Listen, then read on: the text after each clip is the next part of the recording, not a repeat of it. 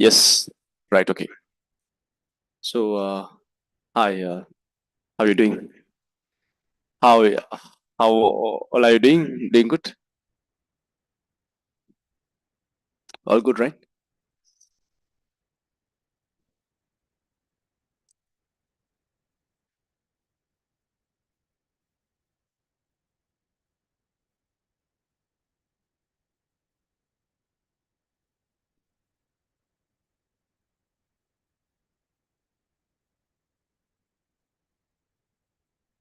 Okay. Right. So, how are you? I'm good. Good. I'm good. And hi, sir. How are you doing? Before you ask us, I'll ask you. I'm good. You also good, I think. Right. I want to accelerate everything from this week properly. Okay. Give me maximum 2 minutes. Give me maximum 2 minutes.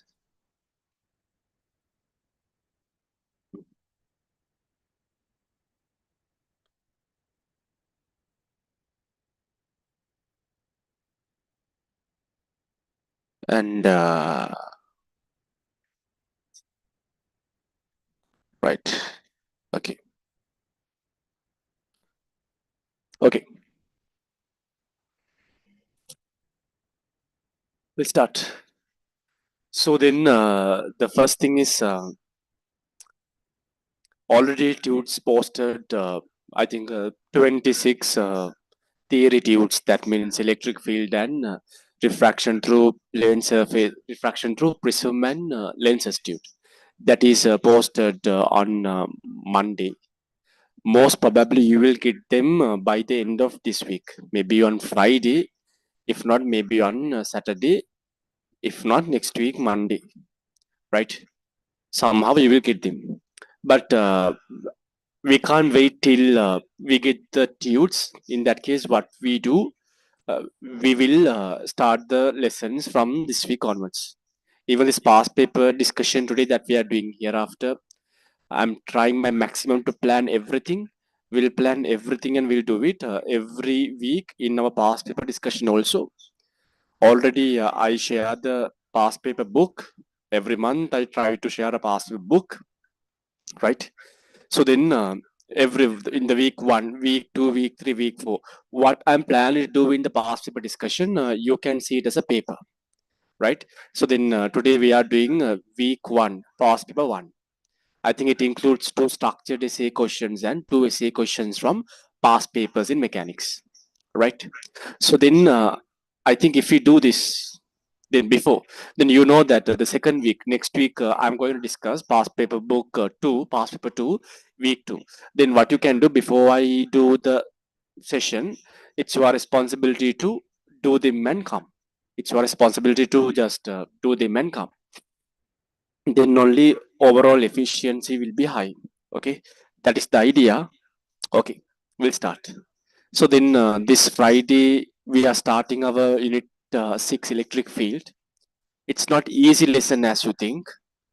Really confusing lesson. But this time I prepared the tute also very. It's a really quality tute. Then we are starting this Friday electric field. Okay, right. Okay. Now take the PDF. I think today you have to manage the PDF. Take the PDF and we'll go in that way. Already PDF is shared in the groups. Okay. Story. Story. Take the PDF. Story. Okay. Right. Now what we want to do. Okay. Right.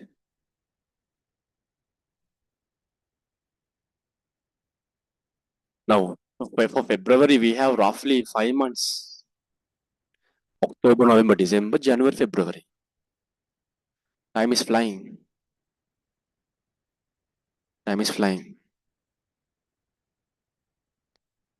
Okay. Mm,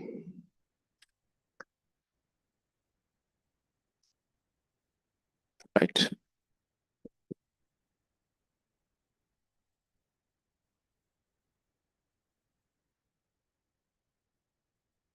Right. Okay. So then past paper one week one. Past paper 1, week 1, starting. Now stay focused till the session complete finishes. Stay focused. Past paper 1, week 1.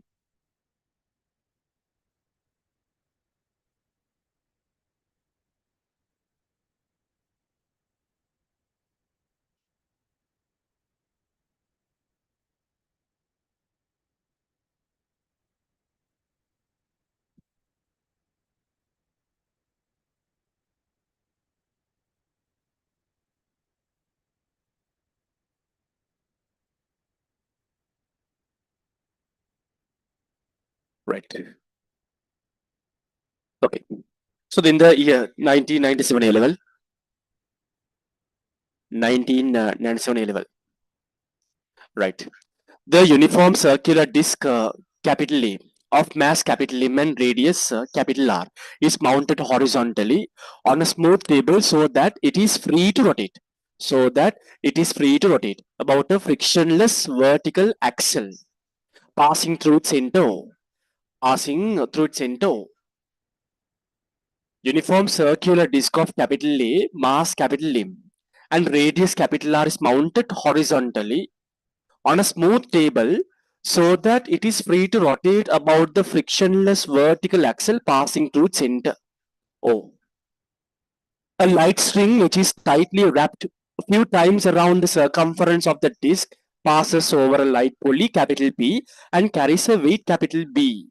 Carries a weight capital B of mass simple limb at the free end as shown in the figure. The moment of inertia of the disc is about the axis of rotation half mr squared. So we all know that story. For a disc, moment of inertia is half mr squared. For a disc, moment of inertia is half mr squared. That story we know. The system is held at rest with the string taut and release at t equals release at t equals not 10. It should be t equals 0. I think. Right. I drew a rough diagram. 1997 A level. Very careful listen. 1997 A level. Idea.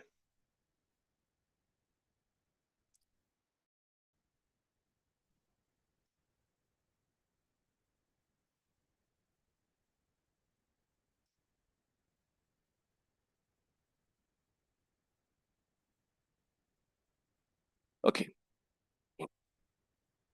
Right. If I draw a rough diagram. If I draw a rough diagram, that's a table. That's a table. On the table, there is a vertical axle, kind of vertical rod or something. Vertical axle, and a disc is this is the disc. This is the disc.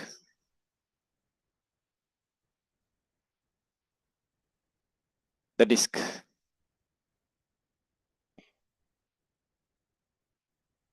The disc.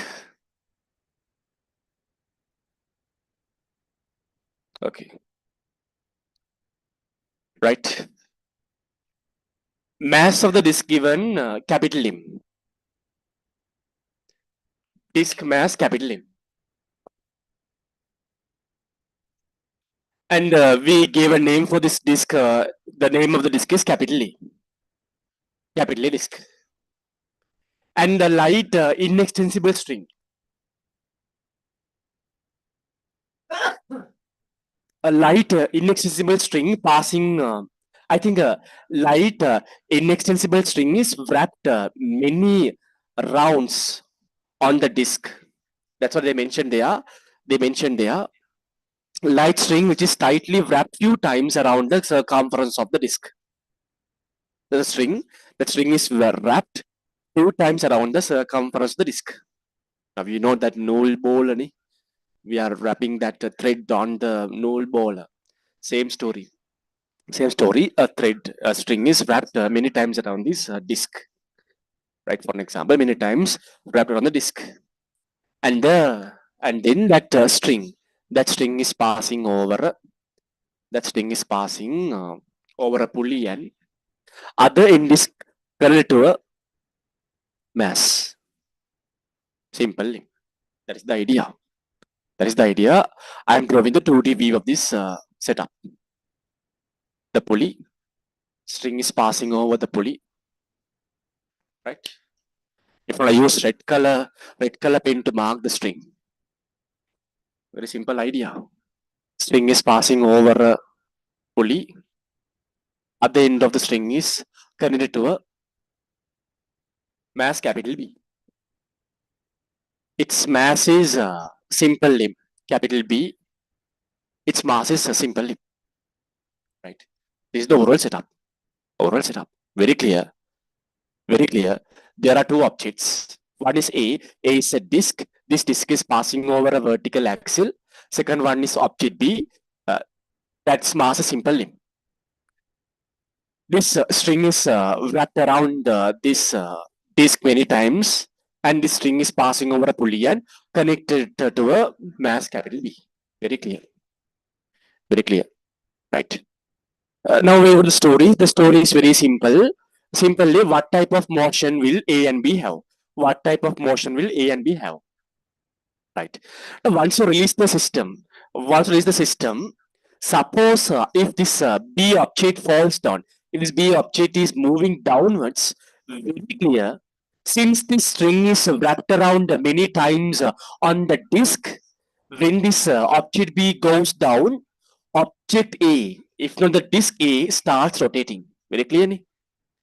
See, if the string is wrapped many times around this disk, and if this object goes down, very clear, this disk follows a rotational motion. Very clear, disk follows a rotational motion. No doubt. Disk is following a rotational motion, no doubt. So then, simply answers. Simply, what type of motion will A and B have? Very clear, A follows a rotational motion. A follows a rotational motion. So you can write down capital A means rotational motion. Rotational motion. Then what can you say about the motion of capital B? B is moving downwards. We can tell that B is moving under a vertical motion. If not, one can tell that B is moving under a linear motion. Doesn't matter. So one can tell that B is moving under a vertical motion, if not a linear motion. So you can write down capital A rotational motion, capital B vertical motion, if not linear motion. Vertical, if not linear. Right. That is clear. Then simple B, Roman number 1. If the angular acceleration of the disk capital A is alpha, and the acceleration of the object B is A, it should be A. Yeah? If the angular acceleration of the disk capital A is alpha and the acceleration of the object B is A. Write down the relationship between A and alpha. Write the relationship between A and alpha. On the story. Now we already know that we have learned stories. Remember, just think this object is moving downwards under an acceleration. Acceleration of this object B, let's say simply for an example. Then we know that object B is undergoing acceleration, object B is undergoing a motion, acceleration is simply downwards. Right? Parallelly, we understand that disk is rotating, disk is following rotational motion. When you consider the tangential acceleration, remember, when you consider disk tangential acceleration, that is equal to the acceleration of the object. That is very important point, right? If when someone is looking at this from the top, if I do the top view, is the disk, right? And the string, if I mark the string, let's see, this is the string. This string. When someone is looking from the top, I'm drawing the top view, right? So this is the string. We know that tension acting on the disk by the rope, by the string. Because the tension force very clear. disk undergoes rotational motion, then we understand that disk has a angular acceleration as well as disk has a tangential acceleration. Then what should be the direction of tangential acceleration at a point somewhere here? If you mark this point as point capital X, the tangential acceleration of the disk at point capital X, very clear. Let's say simple is direction. So the idea is very simple. At this moment, P moves under a vertical motion under acceleration simply. Disk undergoes rotational motion. When you notice acceleration of object B and tangential acceleration of object A, they are same, right? So very clear. Therefore, tangential acceleration of the disk at any point is simply. That is very clear. And also we learned that in rotational motion, the relationship between tangential acceleration and the angular acceleration. If I say angular acceleration of the disk in the clockwise direction is alpha, angular acceleration is alpha. Radius of the disk is, let's say, capital R. What is the relationship between simple A and alpha? We learned very important equation, A equals R alpha equation.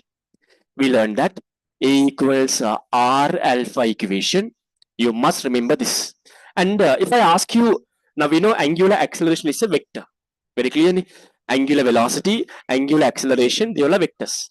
If I ask you what is the direction of angular velocity, angular acceleration, as a practice, we used to tell that angular acceleration, angular velocity directions are clockwise, anti-clockwise, but we know that that's wrong, right? The direction of angular velocity, direction of angular acceleration, perpendicular to the boat, into the boat, perpendicular to the boat, coming out from the boat.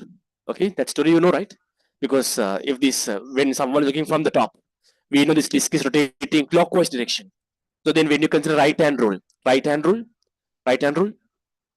grip rule, so then right, so your thumb must be perpendicular to remaining four fingers, and when you rotate your remaining four fingers in the direction of rotation, direction of thumb represents the direction of vector, direction of acceleration, angular. This story you know the story. Simple be Roman number 1, A equals R alpha. Simple be Roman number 1, A equals R alpha. Very simple idea. Done. Right. Okay. Next story. The next idea very clear. B Roman number 2. What is the relationship between the torque acting on the disk and alpha? Relationship between torque acting on the disk and alpha. Now, very rotational motion stories. Roman number 2.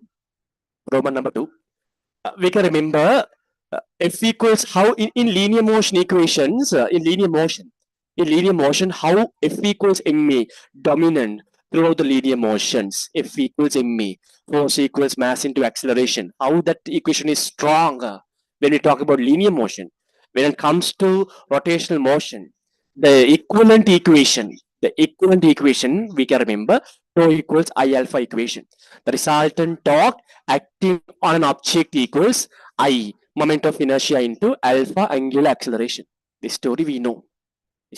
When I talk rotational motions, we learn tau equals I alpha. So then resultant torque acting on the disk is tau. I means total moment of inertia of a disk. We know we learned by heart also. Moment of inertia of a disk is half mr squared. Alpha means angular acceleration. So one can keep the answer as tau equals I alpha. If not, one can write down the torque as what? One can write down torque equals I means half mr squared. Half, capital M means mass of the disk. R means radius of the disk, half mr squared into angular acceleration alpha. Right, one can keep the answer like this. Remember, tau equals I alpha equation, very important. Remember, torque equals I alpha equation. And also we know we can write another expression for the torque. But in this question, they are giving marks for these two equations. If you write torque is I alpha O, if you write torque equals half mr squared alpha only, they give marks. But we also know that resultant torque is T. Resultant torque is tau means what? Basically, moment of force. Torque means what? the force acting on the disk, let's say capital T, tension into perpendicular distance to tension from the axis of rotation. Let's say disk is rotating around the axis passing through point 2. Then the force is capital T, perpendicular distance to the tension force from the axis of rotation is R. Then one can tell that tau equals tension force into R. But remember, this story also possible. But these are the two answers. That story done. Then simple C. After a short time, if the string breaks suddenly, what will happen to the motion of A and B? What will happen to the motion of A and B? Right. What will happen? What will happen? What will happen? Next story. What will happen? What will happen? What will happen? C part. Simple C part. C part, they're asking now after a short time, if the string breaks suddenly, what will happen to the motion of A and B? In the beginning, they mentioned in the question, in the beginning, disk A and object B both were at rest in the beginning. Once you released, from the moment you released, after some time later, when the string breaks down, they're asking what will happen to the motion of B and E, right? Till the string breaks down, very clear, till the string breaks down, object B is undergoing acceleration and object B is moving in a vertical motion downwards. Therefore, we know that object B's velocities keep on increasing. Object B's velocities keep on increasing. Object B is undergoing acceleration. Object B is going downwards. Therefore, velocity of object B is keep on increasing till the string breaks. Till the string breaks, when you consider object A is under rotation. Object is under rotation. With the time, angular velocity omega, angular speed, angular velocity omega is keep on increasing till the string breaks. What will happen? What will happen once the string breaks? Let's say, once the string breaks, what will happen? Very clear. Earlier, till the string breaks, when you consider object B, till the string breaks, when you consider object B, how many forces are acting on the object B?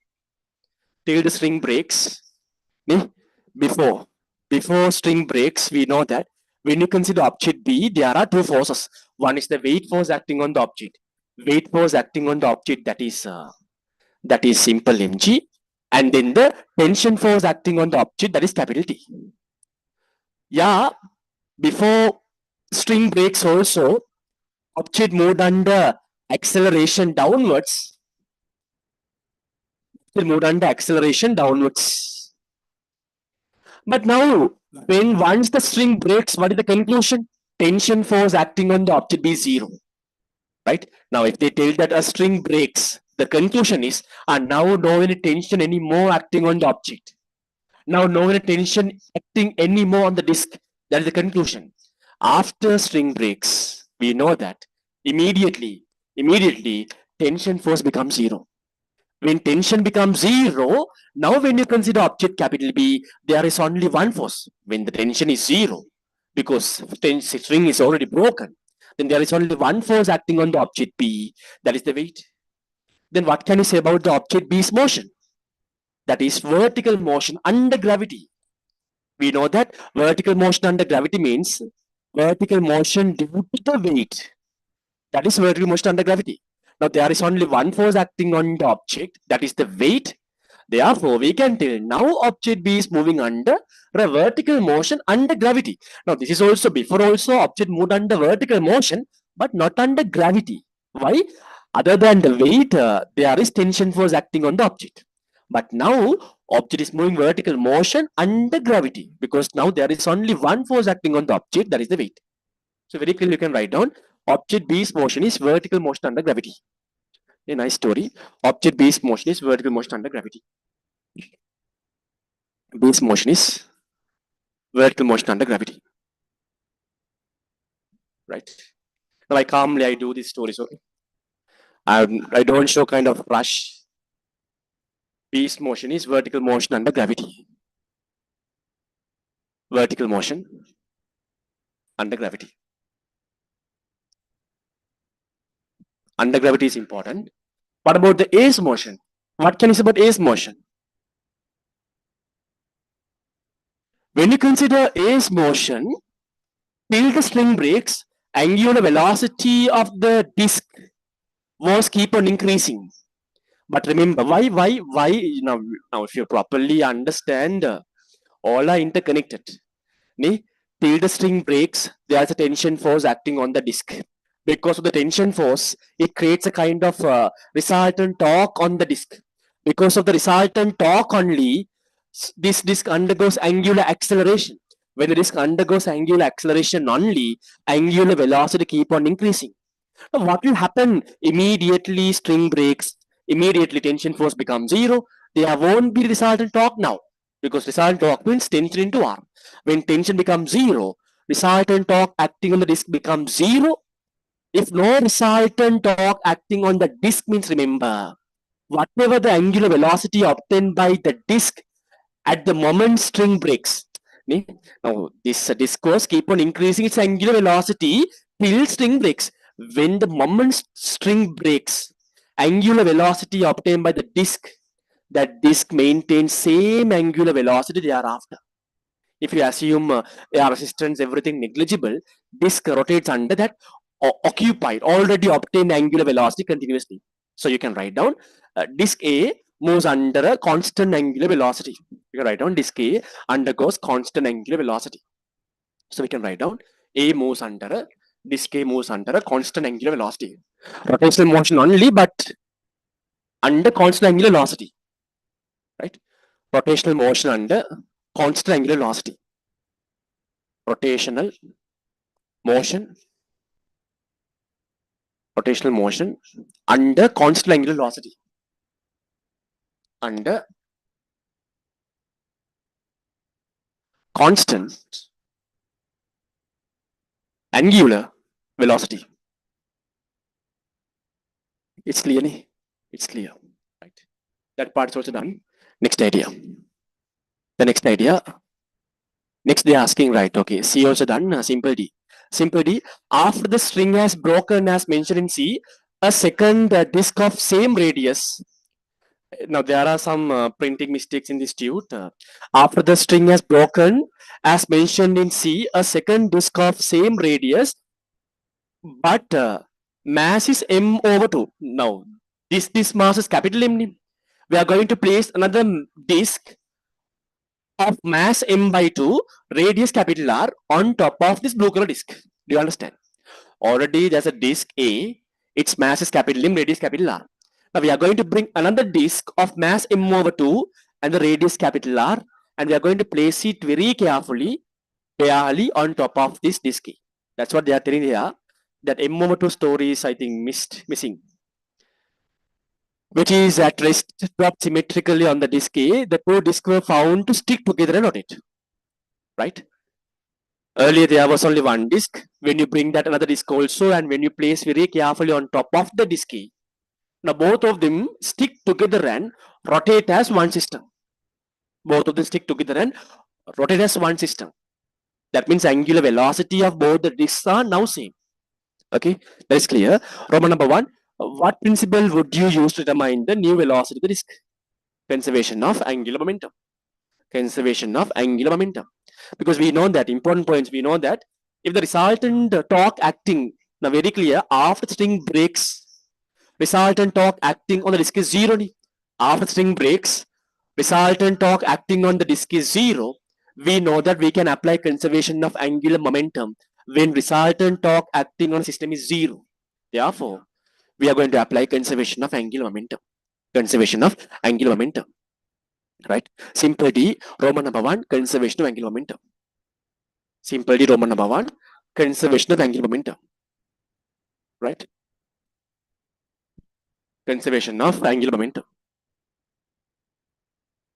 Conservation of angular momentum, COAM. Conservation of angular momentum.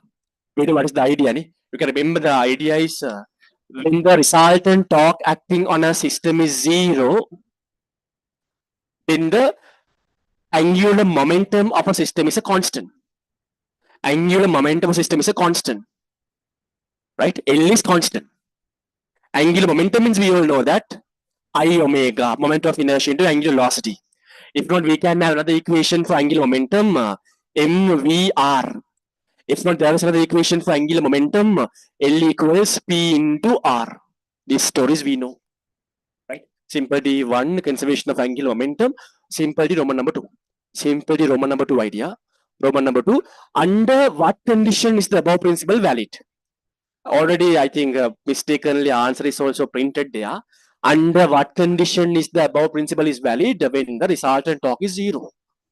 When the resultant torque is 0 only, this conservation of angular momentum we can apply.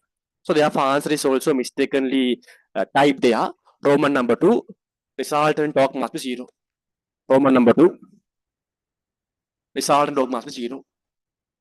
Resultant torque acting on the system around that axis must be 0. This story. Roman number 3. Roman number 3, next idea. Roman number 3 idea. Roman number 3 idea. If the angular velocity of disk A prior to if the angular velocity of disk A prior to dropping the second disk is omega naught, find the new angular velocity of the disk in terms of omega naught. Right, okay. That's very simple. We have done many lots of questions. We have done lots of questions this story. Right. Very carefully, sir. Now blue color disk is A. Blue color disk is A.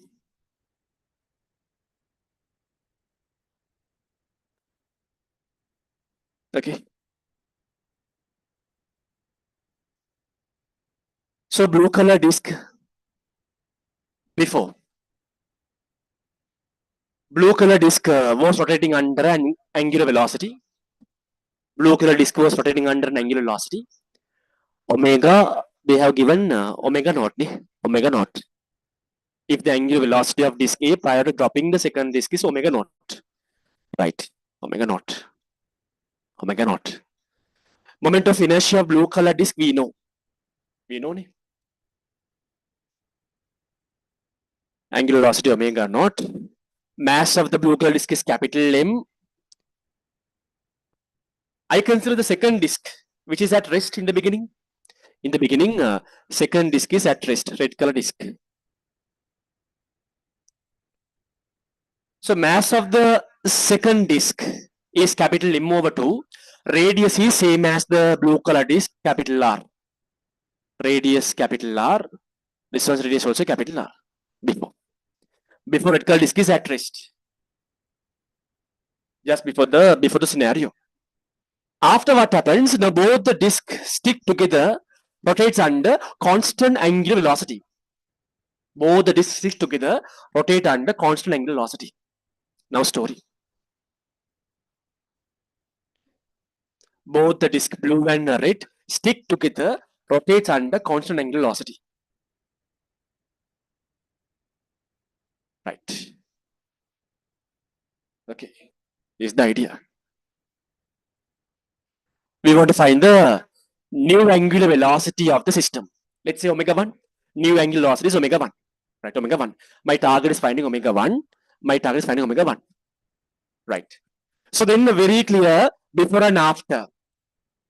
Resultant torque acting on the system is 0. Very clear.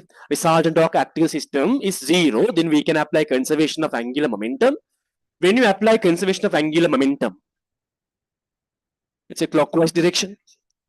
Then I1 omega 1 must be equal to, before angular momentum of the system, I1 omega 1 must be equal to, after angular momentum of the system, I2 omega 2.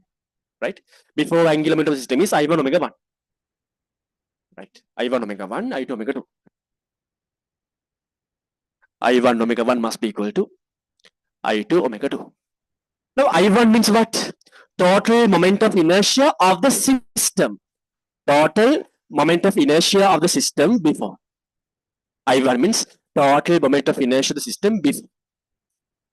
Since red color disk is not rotating, we are not considering red color disk moment of inertia. We want to consider the blue color disk moment of inertia. Since it is not rotating, we don't consider red color disk moment of inertia. Only we consider blue color disk moment of inertia. What is the moment of inertia of blue color disk? Half capital M R square. Half capital M R square. Half Mass of the blue color disk is capital M, radius of blue color disk is capital R squared into angular velocity of blue color disk is omega naught.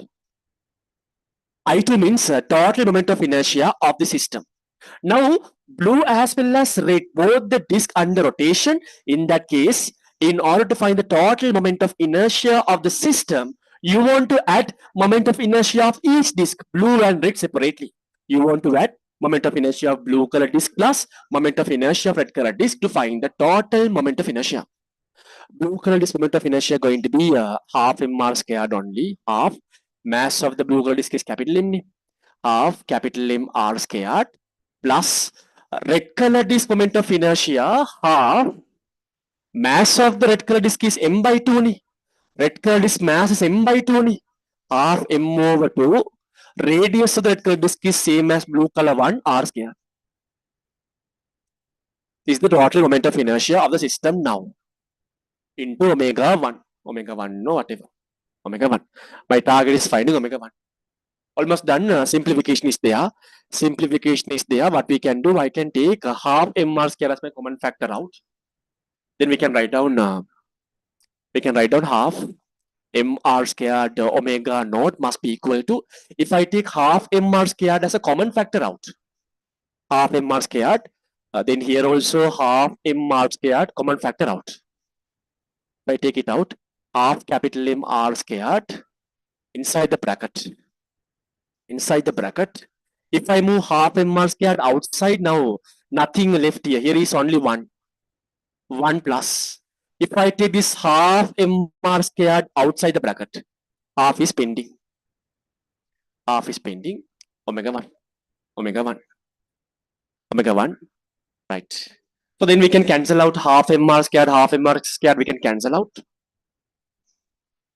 Finally, what is remaining is here, if you simplify this one, 1 plus 1 over 2 means it's 3 over 2. It's going to be 3 over 2. When you simplify it, you are getting 2 over 3 omega naught going to be omega 1. Done. Done. Nice. Okay. That's it. So we wanted to find the omega 1. Now angular velocity of the system in terms of omega naught, we found that. That's also done. Next, what they're asking? Next, they're asking, instead of string breaking as mentioned in C, suppose the axle and the disk becomes free to move. Instead of string breaking as mentioned in C, suppose the axle and the disk becomes free to move, what type of motion will A have? What type of motion will A have? What type of motion will A have? Will the angular acceleration of A remain same? Will angular acceleration of A remain same as in B? Explain your answer. Now what's happening? Now string is not breaking down. But what happens? Let's say now, because of the high tension or whatever, now this disk is releasing from the vertical axle. In that case also very clear. In that case also very clear, right? There is a tension force acting on the disk. When this disk releasing from the vertical axle, there is rotational motion, but this time there is a vertical motion also. When the disk is releasing from the axle, there is a rotational motion as well as linear motion. Okay. So then you can tell that E is Roman number 1 part. What type of motion will A have? You can tell that rotational motion along with the vertical motion. Will the angular acceleration of A remain same? No. The reason is, when this disk is releasing from the axle, what will happen to the tension force acting on the string? It varies. Tension force varies on the disk means, tension varies means, remember, because of now, why this disk undergoes acceleration? Think. The reason is because of the torque. Because according to tau equals I alpha equation, when torque varies only, I is a constant, moment of inertia is a constant, same as radius means I is a constant. I is a constant. When torque varies only, angular acceleration varies. Right? That's clear. When torque varies, angular acceleration varies. Torque varies when tension varies. When this disk is rotating and moving vertically upwards, tension varies. Tension acting on the disk, tension on the string varies. Then torque varies. When the torque varies, alpha, tau equals I alpha, and angular acceleration varies, right? Therefore, acceleration varies. Okay. E part also done. Raise your hands. This question is crystal clear answer.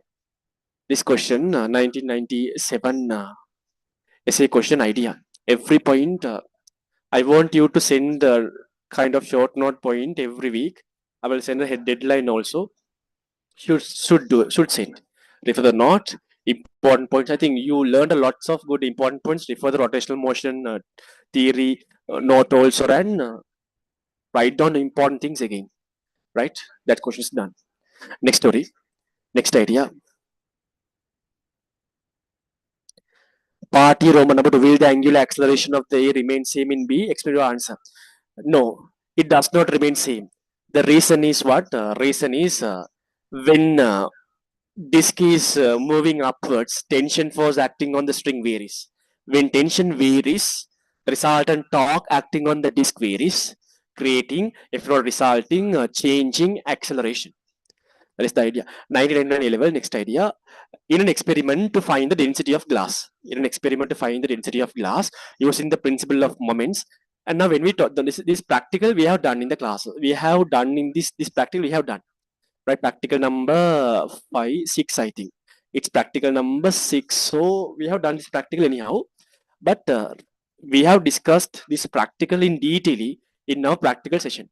But remember, when we do every practical question, it may be a past paper discussion, it can be some model paper, target paper discussions. When we do some structure essay questions, there are plenty of new points come you to add into your practical book and your practical note, right?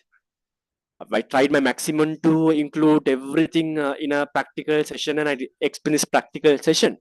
But remember, when you do past paper similar, now in this question also you have a lot to learn, right? When you do questions in practicals, whatever the new points that you get to know, immediately take your practical that book, practical tutor, whatever, and mention there.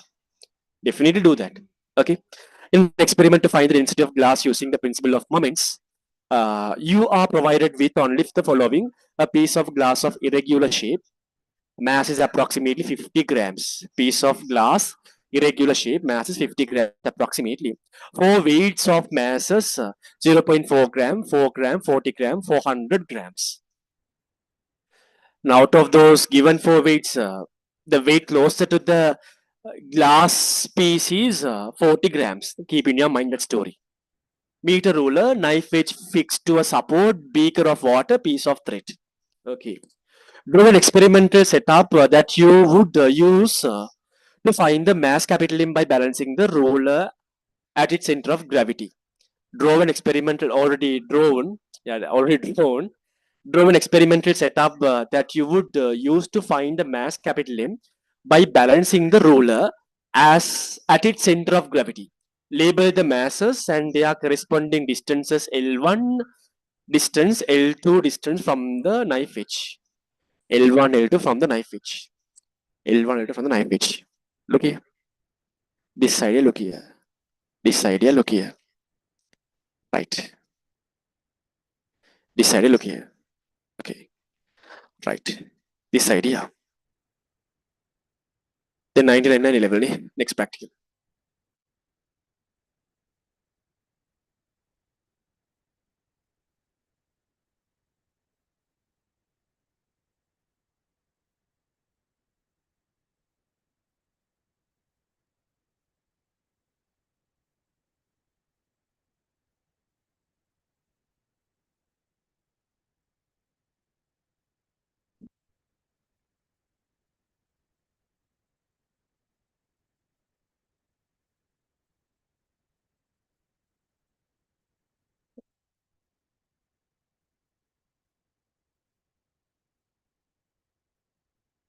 Then question number two. Question number two, something right. Then simply experimental setup means meter ruler. This is our meter ruler. Meter ruler.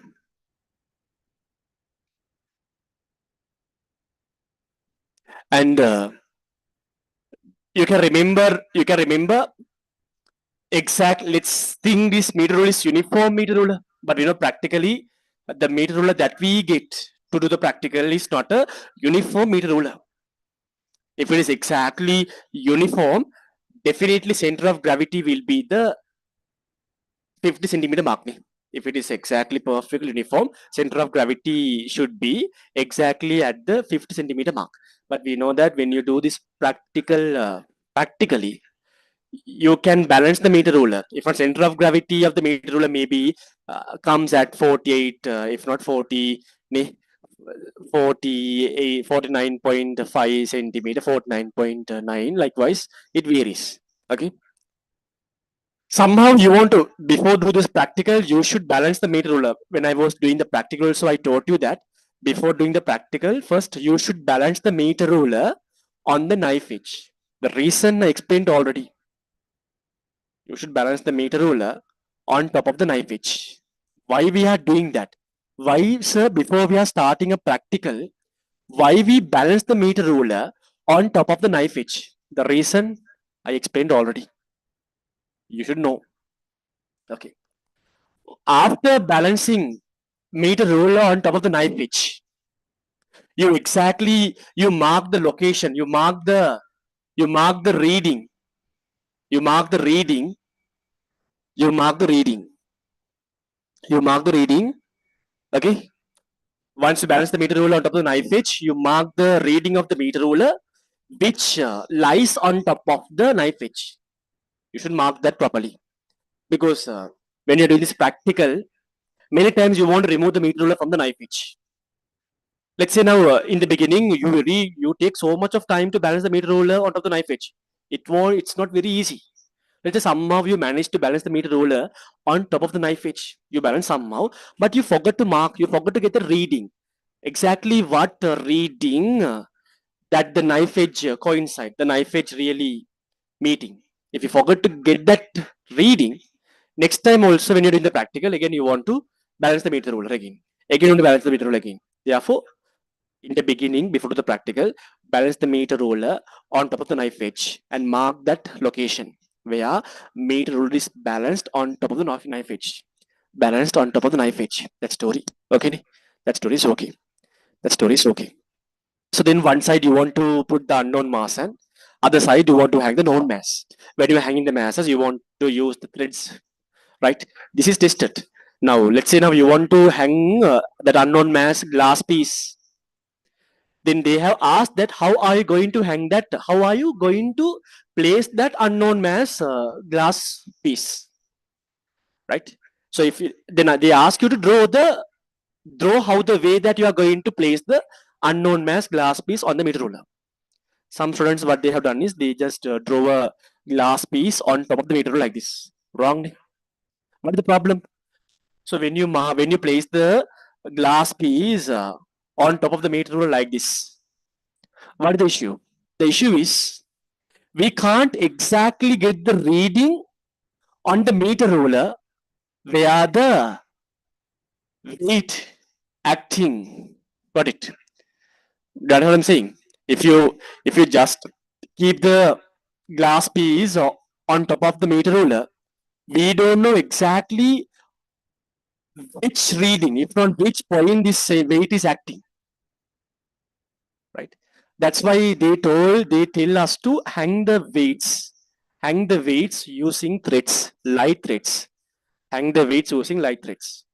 Then you want to show that you hang the glass piece as well as the given weights. This is your glass piece for an example. This is your unknown mass glass piece. You should hang the weights using light strings. You should hang the known and unknown weights. And using light threads, light strings, hang the weights. This is known weight for an example. Okay. That is okay. Now they mentioned the mass of the known weight is capital M, mass of the unknown weight is simple M. Known weight mass is capital M, unknown weight, that means a glass piece mass is simple M. Simple M, capital M. Capital M, simple M. If we mark the forces, we know that there are two forces acting on this known mass. One is capital Mg, other one is tension. So we all know capital Mg, other one is tension, let's say T1. Now there are lots of tricky points that you can observe from these sessions. Now, if I ask you exactly at this point, what is the force acting? If I ask you on this meter ruler, because we are marking forces on the meter ruler, right? Finally, we are going to consider the equilibrium of the meter ruler. Then we are considering the forces acting on the meter ruler. If I ask you that what is the force acting on the meter ruler, at this point, many students will answer, sir, the weight of the known mass, mg. Wrong. Because we know that at this point on the meter ruler, the force acting on it is the tension T1. The tension T1. Right? This T1, when you consider the equilibrium of this capital M mass, this T1 tension is equal to mg. Right? Very tricky points. In exam, they can ask you, when you are considering the equilibrium on the meter ruler, at this location, what is the force acting on the meter ruler? Don't you write down the weight of the object, known mass. Don't write like that, wrong. You want to tell that the tension is acting at this point. That tension is produced due to this capital mass, hung or whatever. But every time we can't explain this again and again. We can't explain every diagram. Upcoming sessions we can't explain. Remember, here I can't mark the forces. I can't show tension here is T1. This T1 is equal to mg. We can't explain story again and again. Sometimes upcoming sessions, what I do, I only mark at this point. I mark capital mg. Right? I only mark at this point capital mg. But you don't come to a conclusion. Then the force acting at this point is mg. No, tension only. Tension equals mg. That's why I marked mg. Every time I can't show mg, T1. I can't draw everything. Tension force T1. Right? T1 tension force. Get that idea? You're the same. The simple mg weight. And then the tension force is, let's say, T2. On the meter ruler, at this point, the force is tension force T2. We know T2 equals mg if you consider the equilibrium of glass piece. And the story is okay, but L1, L2. L1, L2. But in the diagram, label the masses and their corresponding distances L1, L2 from the knife edge. They haven't mentioned. They haven't mentioned which is to consider. What are the L1, L2? They haven't considered what are L1, L2. Now, what shall I do then? We can, if they haven't mentioned what is L1, L2, we can define in our own way. We can define our own way, no issue. We can define our own way. Well, let's see. If we go down, what is the measure that you will take? L3. Okay, we can define in our own way. Since this is the known mass, simple M is my unknown mass. Known mass. Let's say this is L1. Don't look at the diagram I have drawn in the tute. This length is L1. This is L2. Right. Okay. Then we know this T1 is equal to mg story. We know T1 equals mg. And also we know that T2 equals simple mg. You can consider the equilibrium of these two masses. Right. Simple B they are asking what? Simple B they are asking what is the advantage of balancing the meter ruler at its center of gravity?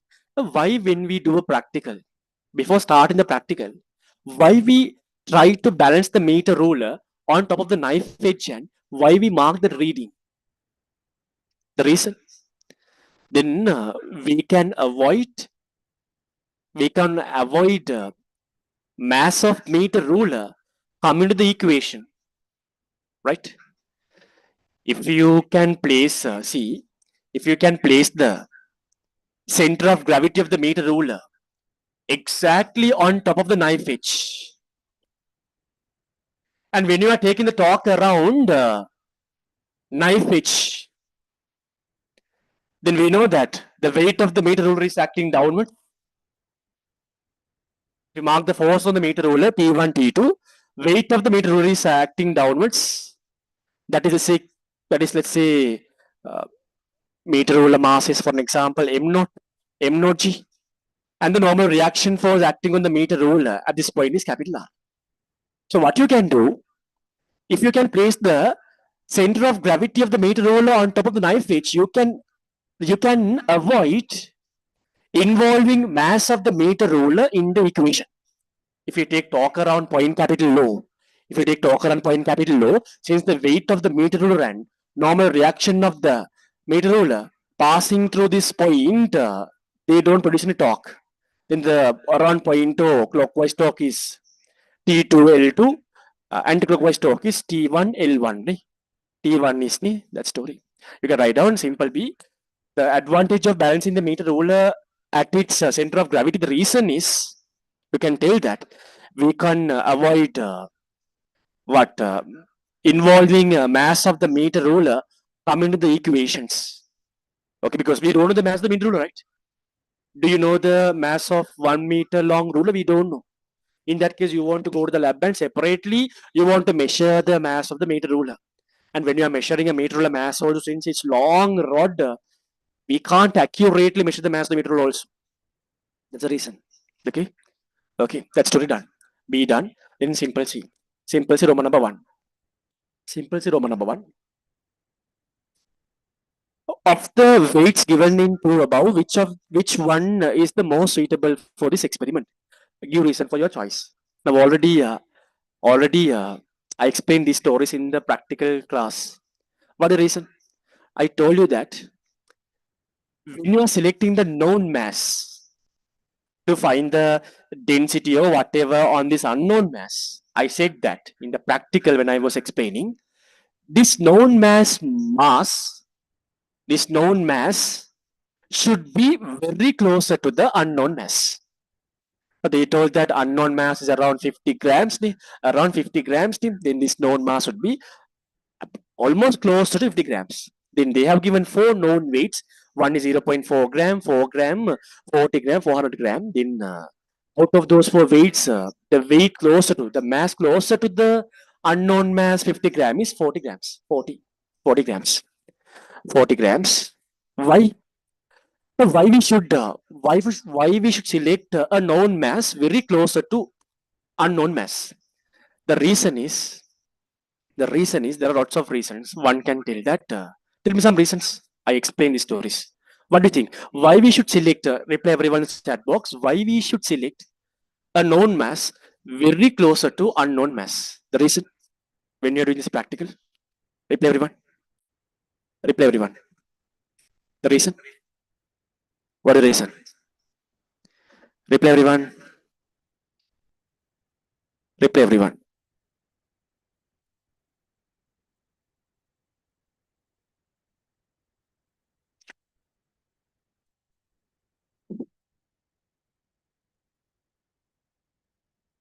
Reply.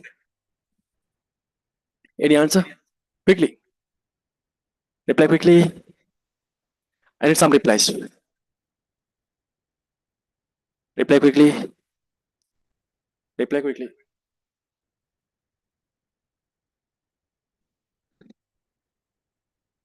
Reply quickly.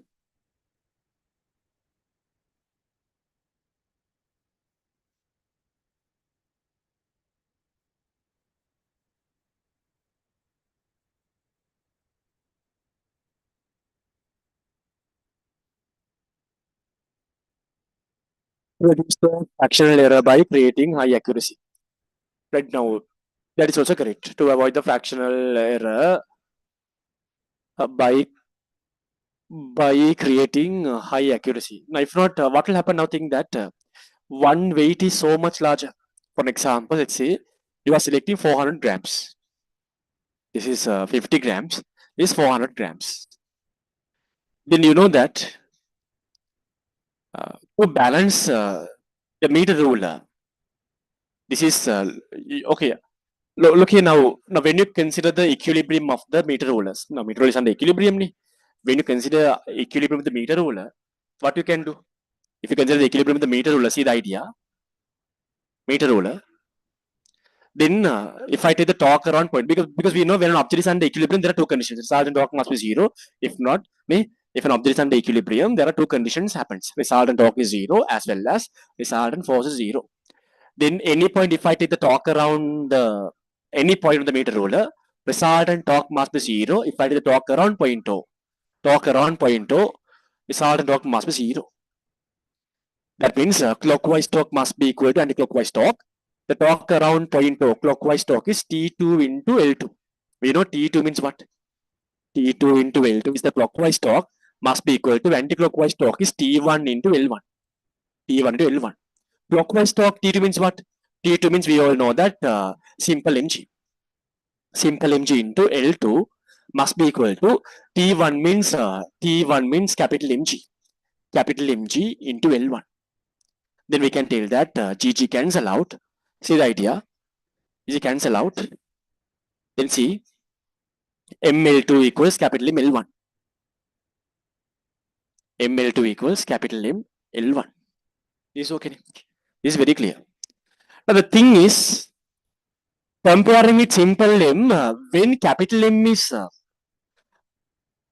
considerably larger, when capital M is considerably larger, for an example, simple M is 50 grams, let's say capital M is 400, 500 grams. When your capital M is significantly larger, the corresponding length L1 is significantly lesser. Am I correct? To balance the meter ruler. If you are using larger weight, the balance length L1 must be very smaller length. When it becomes very smaller length, what will happen? When you are measuring the readings, there is a high possibility of getting mistakes. Therefore, inaccuracy is high. That is what we call as fractional error, right? So when this weight is significantly larger, when capital M is larger, larger capital M means we all know that L1 is smaller, significantly lesser value. It creates significant errors. So you can take that as the answer. That's also done. Okay. Then C also you can write on a point. You can write on a C, you can write a point. Write on an expression for capital M in terms of M, L1, L2. Capital M, if I substitute capital M going to be how much? Capital M going to be simple M L2 over L1. Capital M means simple M L2 over L1. Okay. See Roman number 1, Roman number 2 explained. Roman number 1, Roman number 2 done. What else? This idea. Simple D. What are the next experimental setup that you would perform in order to determine the density of the glass without changing the position of the glass piece? Okay. What is the measurement you would take? This is important story. This is very important story. Look here. This thing you are not very familiar. This thing you are not very familiar. Okay. I will ask you a question. Now they are telling location of the glass piece is fixed. That means L2 length is fixed. You are not changing L2 length. You are not changing L2 length. You are not changing L2 length. L2 is fixed. When L2 is fixed only, glass piece location is fixed, right? Okay. What they are telling the question? They are telling what are the next experimental steps that you would perform in order to determine the density of glass without changing the position of the glass piece. Okay. So what you want to do is in this case, right? Okay. Determine the density of glass without changing the position of the glass piece. Right. In that case, what you want to do is see. This is you are not aware. We are immersing the glass piece in a water beaker, right? We are immersing this glass piece in a water beaker completely. Then tell me, when you immerse this glass piece in a water beaker, if I do the diagram, what will happen? When you immerse this glass piece in a water beaker, what will happen? Just think properly. I think this is a theory class. It's a theory class. You are learning some stories. Length is same length L2. Same length L2. Location of the glass is not changed. L2 length. But you immerse the glass piece completely into a water beaker. Completely into a water beaker. What is the result? What is the impact to the glass piece? If it is immersed in the water beaker, the impact is when the glass piece in water beaker, there will be an upthrust force acting on the glass piece. That is the only impact. There will be an upthrust force acting on the glass piece upwards. If upthrust acting on the glass piece, what is the overall impact with the meter ruler? So earlier, due to the glass piece, the force acting on the meter ruler was T2 downwards. Earlier, due to the glass piece, the force acting on the meter ruler is T2 downwards. Once we immerse this glass piece completely into the glass beaker, this glass piece, once we completely immerse to the glass beaker, there will be an upthrust, and now the tension force acting on the meter ruler changes. I will show you why. I'll show you why. This idea very carefully. Is water. If I mark the forces, now there are three forces. One is weight, other one is upthrust, other one is tension force. Now tension force varies. Earlier tension force along the string is T2 due to the upthrust. Now tension is different. Weight is simple mg.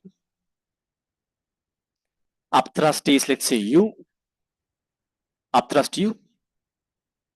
And then the upthrust is U. And then the now tension force acting on the glass piece, let's say T3. Now tension acting on the glass piece, let's say now tension, let's say T dash. Now tension acting on the glass piece T dash, tension acting on the string is also T dash. Okay, raise your hands. Comparing with T, now we want to dive into the stories, then you want to understand. We can, if I have 50 minutes, is more than enough to describe the story. But why we take time and do is a reason. Please dive into this question and think why. Now tell me, earlier the meter ruler was balanced. Immediately, when you immerse this glass piece into the water beaker, raise your hands. How many we say, sir, now that balance will be broken? And immediately, once you put this glass piece into the water beaker, immediately, raise your hands. How many we say, now that balance is broken? Now the meter ruler is not balanced.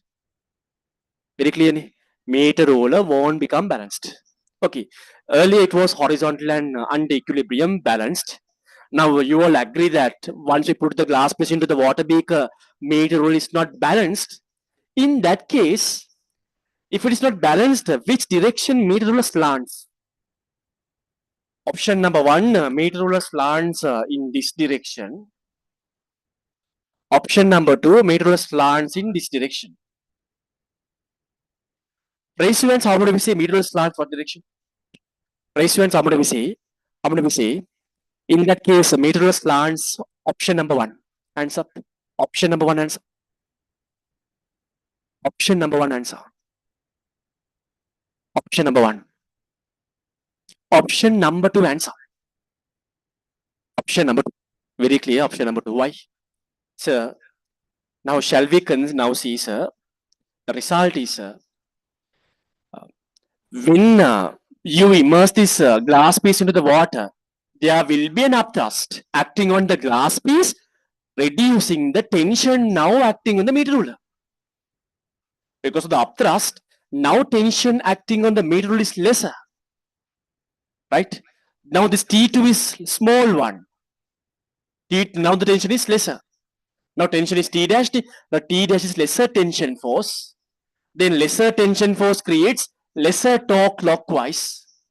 But earlier Earlier in the beginning, when the meter was under equilibrium, the clockwise torque and anti-clockwise torque were equal, right? Earlier, T1 into L1 was equal to T2 into L2 earlier. Now what happens? T2 becomes weaker. Now tension is lesser. Lesser tension creates smaller clockwise torque, but the anti-clockwise torque is still larger, resulting meter ruler to what? Be like this. Likewise learn. In that case, okay. So if I want to balance it again, now we know meter ruler will slant this way because this what the anti-clockwise torque is larger than clockwise torque. Because we know clockwise torque is smaller and clockwise torque is larger. Then if you want to again balance the meter ruler, we are not changing the L distance. L2 is same as before.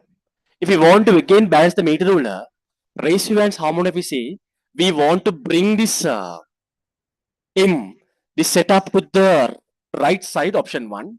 These are the tricky points. If you want to balance the meter ruler, I should bring the setup to the right side, option 1. We should further move the setup string with the capital M to the left side, option 2. Raise your hands how many of you say option 1 answer? Option 1 answer. Option 1 answer. We should bring the setup to the right side answer. Bringing the setup to the right side means decreasing L1. Answer. Should decrease L1, option 1 answer. No, sir, we should move the setup. That means capital M and this string should move to the left side answer. Option 2 answer. Option 2 answer.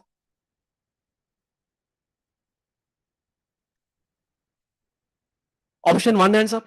Option 1 towards the right side. Option 1 answer. Option 1.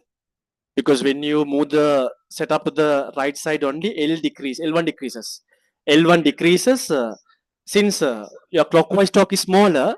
If you can make the anti-clockwise torque also smaller, then only meter ruler again will come to the equilibrium, right? If in order to make the anti-clockwise torque smaller, T1 is same as T1 is same. Therefore, you want to reduce the length L1. Then only you have to move the system towards this side. Then only again your meter will become equilibrium. How many theories there? Somehow you brought the system that side. Now length is changed. Now length is L3. Now length is L3. Now read this question again. Mass is same as capital M. Capital MG. Tension is same as T1. Now length is L3. Done. L3. Okay. Okay. I will take a still 9:15. 10 o'clock we'll take a break. Okay. Then what? So then okay, then right. What are the next experiment steps that you would perform in order to determine the density of glass without changing the position of the glass piece? Very clear. We are immersing the glass piece into the water beaker, right? And to balance the meter ruler, we are moving the capital A mass towards the meter ruler. If not, we are reducing the length L1. Should write down something like that there. Roman number 2, what is the measurement that you would take?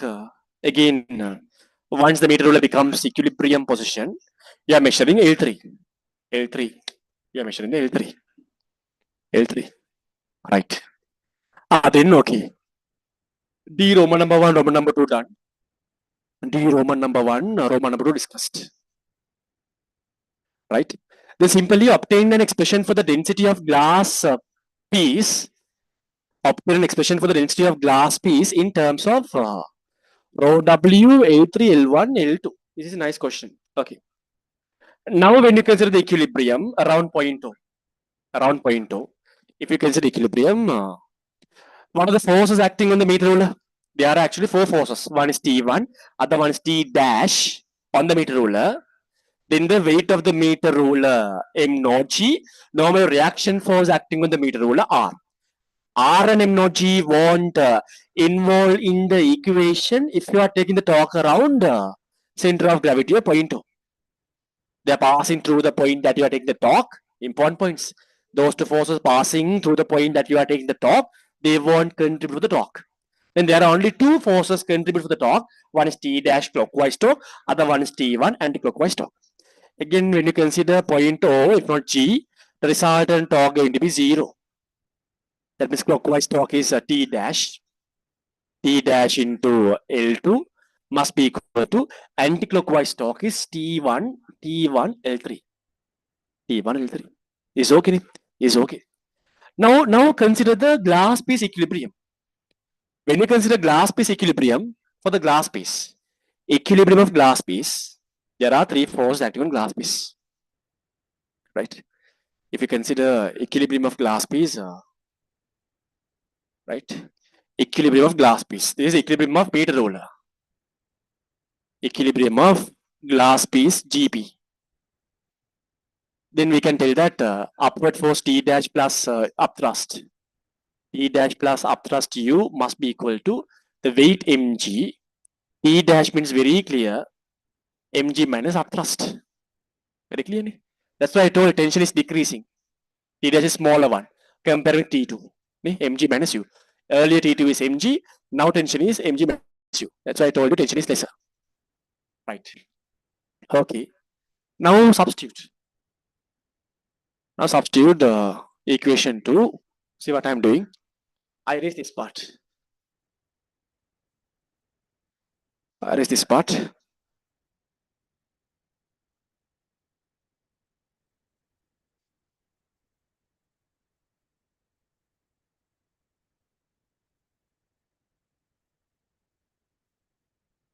Then we know that from equation 1 and 2, T dash means mg minus U. Mg minus U. T dash L2 must be equal to T1. T1 is equal to what? T1 means capital Mg. T1 means capital Mg. Capital Mg into L3. L3. L3. Okay. This is equation 3. Equation 3. Equation 3. Up to now, everything is very clear answer. Up to now, everything is very clear answer. Up to now, everything is very clear answer. Everything is clear. Clear? Right. Okay. Now look here. Now earlier we wrote something. What? Capital M means what? Now we want to find what? In the question we want to find rod density. Okay. Okay. Right. Okay. Right. Give me 1 second. Okay. In the beginning, earlier setup, previous setup, we wrote an equation, simple ML2 equals capital ML1, right? Okay. Then capital ML1, simple ML2. I take it as Roman number 1. Roman number 1, no? It's important. Capital ML1, capital, because I want to cancel out capital M. And I want to remove the simple M also. That's why I'm taking this equation also. Capital ML1 equals simple ML2. Simple M L2. Right. This is equation 4 something. Different equation, Roman number 1 something. Okay. Thereafter simplification is there. We will divide equation 3 over 4. Divide equation 3 by 4. If you divide that, we can write down. We can write down if you divide that. Okay. If you divide that, we can write down capital Mg. All good. We can divide that. L2 cancel out. MM cancel out. Then we can write down Mg minus U.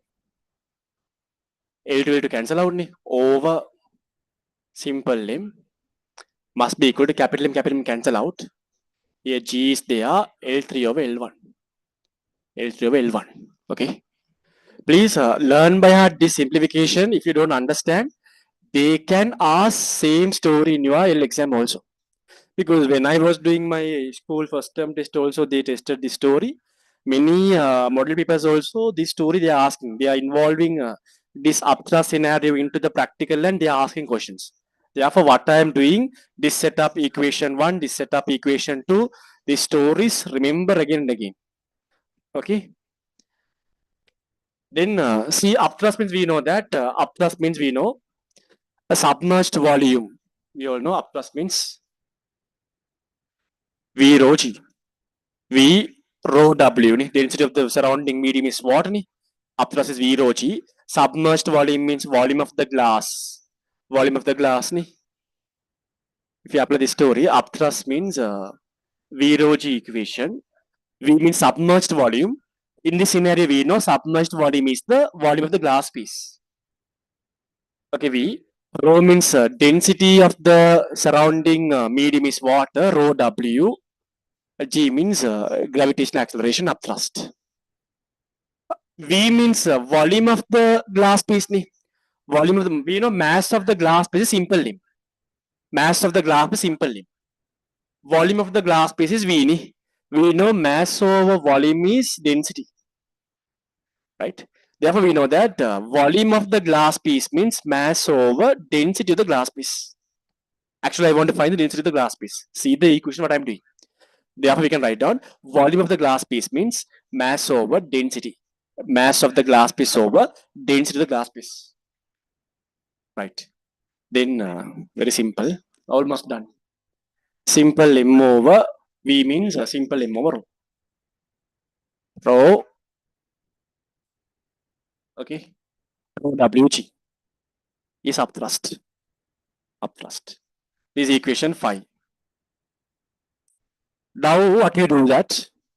Substitute here from equation 5. We substitute from equation 5. From equation 5. Mg minus U means M over rho. Redo once again. M over rho. Rho WG. Rho WG over simple limb. Over simple limb must be equal to G L3 over L1. L3 over L1. Then if you take M common factor out, see M, G, here M. If you can take M common factor out, then that M and below denominator M cancel out. These M terms cancel out. Okay. Same way you can take G also outside. If you take G also outside, G you can take outside. These G also cancel out.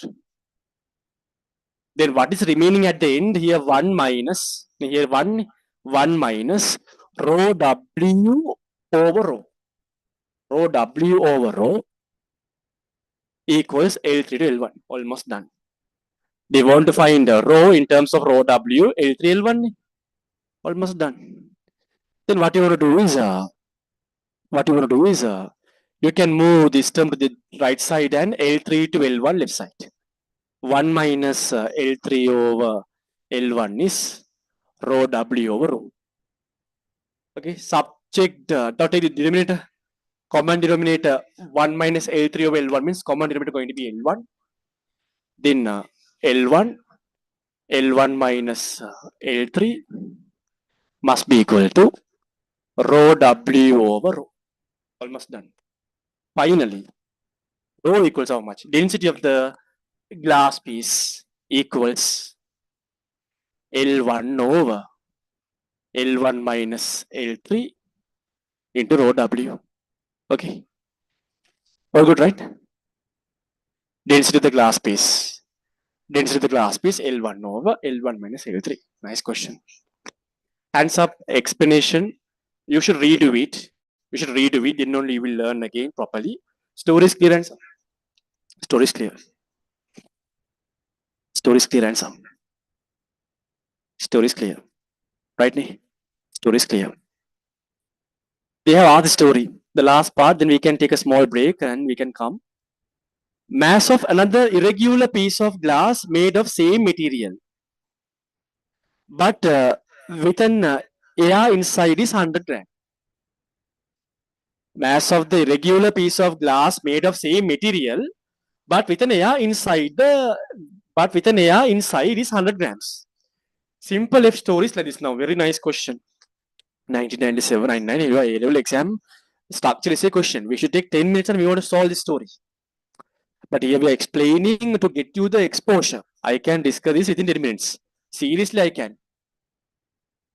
But ultimate goal is not discussing, then you can look at the marking scheme. Ultimate goal is explaining and getting you, thinking you the ideas, hidden ideas, hidden ideas. Simple F. F part. F part. They are telling again there is an irregular glass piece. Unfortunately, some air is trapped in the glass piece. Air is trapped. Black color one is your glass piece. Some air is trapped inside the glass piece. When you measure the total mass of the systems, total mass is 100 grams. Total mass 100 grams. Total mass 100 grams. Now you want to come to a conclusion when you compare with the glass mass, that air mass is negligible. Right? When you consider that entire this glass mass, air mass is negligible. Right? Okay. That story okay. The density obtained using the above procedure was 2000 kilogram per meter cube. Okay.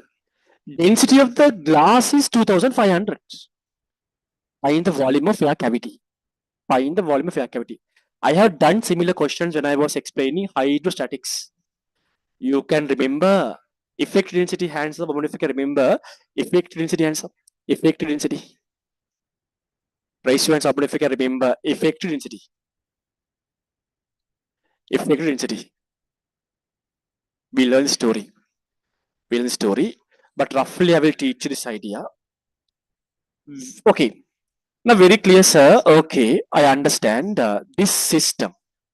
Glass plus air. If I say volume of the glass, if I say volume of the glass, let's say V1, volume of only the glass. When you consider volume of only the glass, it's V1. Volume of this air cavity, shall I mark as VO? Volume of air cavity, VO. Then, if I ask you, what is the total volume of the system? What is the total volume system? We tell that V1 plus V naught. Just think that now you are wearing a kind of diamond. Girls, you are wearing kind of diamond. Okay. That diamond, for an example, a cube diamond. For an example, length is 1 centimeter. Width is 1 centimeter. Height is 1 centimeter diamond. Is your necklace or whatever. If I ask you, reply everyone. Now I am giving a diamond. I am giving a diamond, a cube shaped diamond to you. You are wearing it. Wow. Right? What is the volume of the diamond? You can't see what is inside the diamond, right? Then you think, wow, it's a very beautiful diamond. See, its length, width, and height is 1 meter cube, one centimeter, 1 centimeter cube. Volume is 1 centimeter cube, right? But actually, there is a very big cavity inside the diamond. There is a very big air bubble. It's not a kind of cavity inside the diamond, but you can't see that. You think that overall volume of the diamond, you don't know what's inside. You can't break it and you can't see it. You don't know what is inside the diamond. You think that overall diamond volume is 1 centimeter cube. What's wrong? Yeah, overall you think overall diamond volume is 1 centimeter cube. It's correct. You think that complete on that 1 centimeter cube is completely filled with diamond. That's wrong. There is a kind of air cavity. Same story. Now, in this scenario also, there is a glass piece. Its total mass is 100 grams. We neglect air mass. But the glass piece volume is the, the volume of glass concentration is V1. Okay. But the total volume of the system, total volume is V1 plus V0. Effective density comes to play. Effective density come to play when there are cavities inside an object, when there are air bubbles inside an object. Okay, give me 1 second.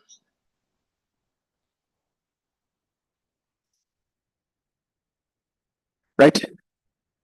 Okay, this story. We'll take a break after doing this one. Effect density comes to play when there are cavities or air bubbles inside an object. Effect density means what? Total mass or total volume. The equation is effect density means, remember, total mass over total volume. Total mass, total volume. Now, water. When this glass piece is in the water, water doesn't know. Water can't see what is inside the glass piece. Water thinks that the external volume, the external volume, the external volume, overall volume is the glass piece volume, right? But we know there is a cavity and glass is not fully occupied this entire volume, right? What things external volume? What? Okay, right? Okay. What is the external volume? External volume of this glass piece is very clear. V1 plus V naught. External volume of the glass piece is V1 plus V naught. That's okay. Ne? That's clear. Ne? External volume is of the glass piece is V1 plus V naught. Right? Effective density, total volume means, remember, external volume. That means V1 plus V naught. Okay. So they have given now. They have given in this experiment also, remember, you can find the effect density.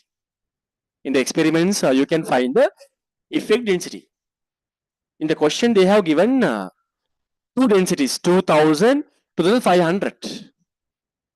2500 is the glass material. The glass material density is 2500. 2000 means effective density of this glass piece, right? Total mass is, we know that 100 grams. If you convert to kilograms, you want to multiply by about -3 total mass. Total, if you write effect density, that is 2000. Then total volume means external volume. External volume means V1 plus V naught. V1 plus V naught. Right? Effective density means overall. Effective density means when there are cavities, that overall, when you consider total mass, when you divide by external volume, that density is effective density. Now, in the experiment, we are getting actually effective density, that is 2000. Total mass is 100 gram. Total volume means the volume where glass is concentrated is V1, cavity volume is V0. Okay. We want to find V0. V1 not. Then V1 means, what is V1? The volume where glass is concentrated. The volume where glass is concentrated is V1. Right? How do you find that one? When you consider the volume where glass is concentrated, its density is 2500. Mass of the glass concentrated in this V1 volume is 100 grams. Volume of the glass concentration happens in V1, this V1 volume. So you can write this V1 as 2500 over 100 into 10 to the power minus 3. So then 2000, 100 into the minus 3. Okay. Now I will bring this V1 plus V0 this side. Then V1 plus V0 equals 100 into the power minus 3 over 2000. V1 means 2500 over 100 into the power minus 3. V0 100 to the power minus 3 over 2000. So if you substitute V0, you get the answer. Okay, substitute V0. Hands up, this story clearance. This idea clearance. This idea clearance. I have done similar questions actually. The theory classes we have done this story. Okay. Effective density is 2000, then 100 to okay V1 plus V naught, then that is okay. Then here 2500 mass volume. I made a mistake here. V1 means 100 minus 3500. Subject V1.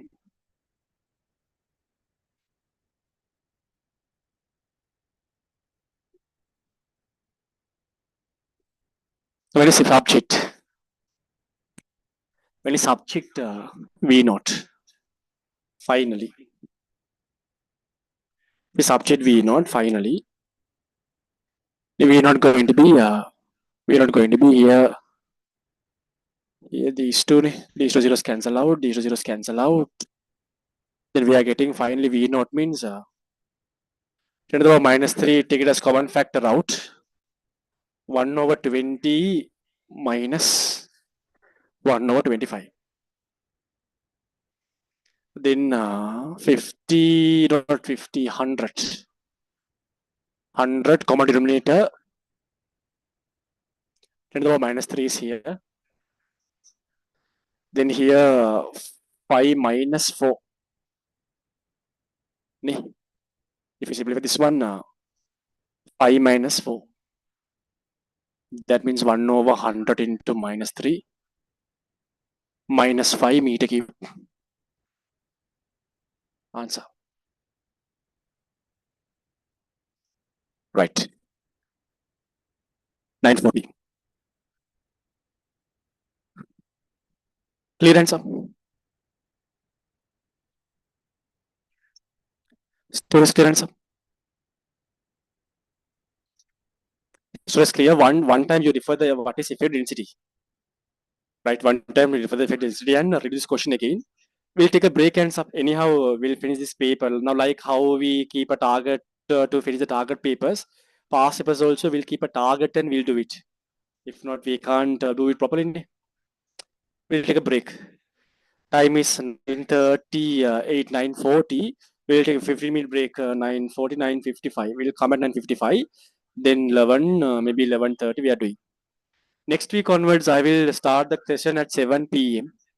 7 p.m. to 10:30, maybe 11. Okay. Now we have around one less than 1 year. Take a break and come at 9:55.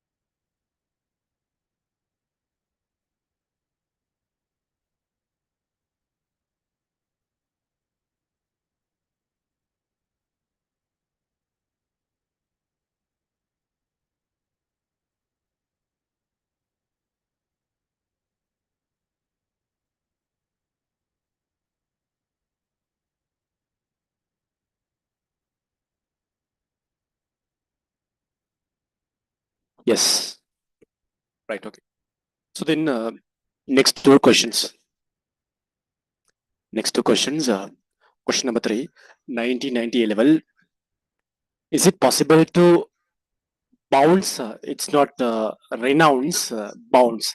Is it possible to bounce an object to a height to a simple edge if it is dropped freely from rest from a height simple edge? Explain your answer.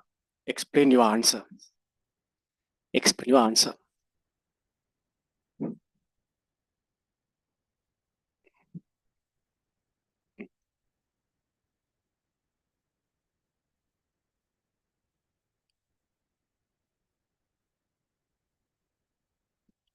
1911.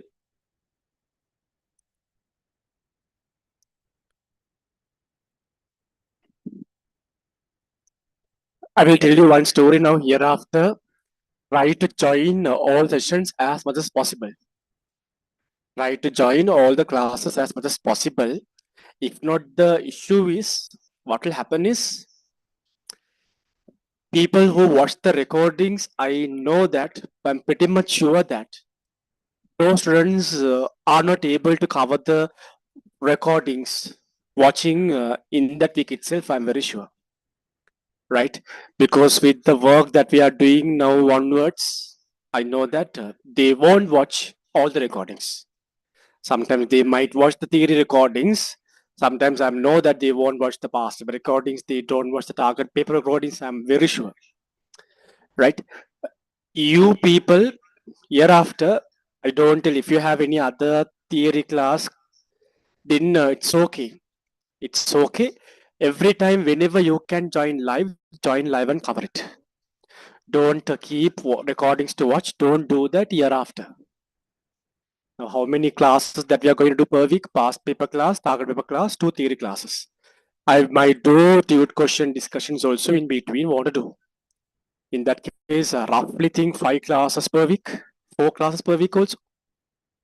I'm pretty much sure people who watch the recordings, they can't watch all of them. They might watch the recordings only, but they won't watch. I know that they don't watch the remaining target papers, past papers. You don't fall into that category. Try to join as much as possible and try to cover it. Okay. I don't mind that how many students they join for the classes. I don't mind. Now I want to do everything properly. In my end, there's a very big pressure.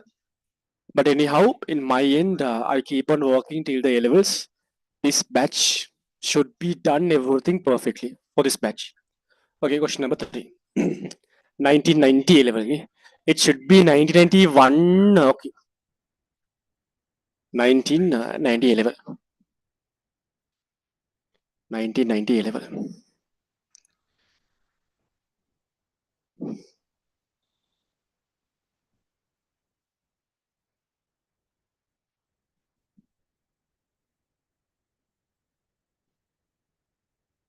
Right.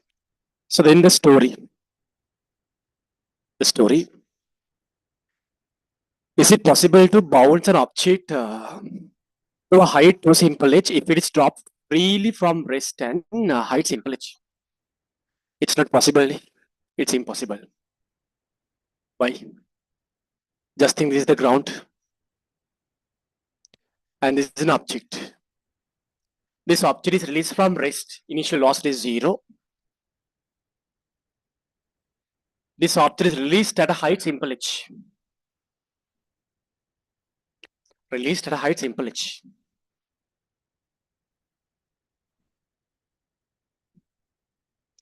Then this ball is bouncing back. They are telling, is it possible to bounce back this ball?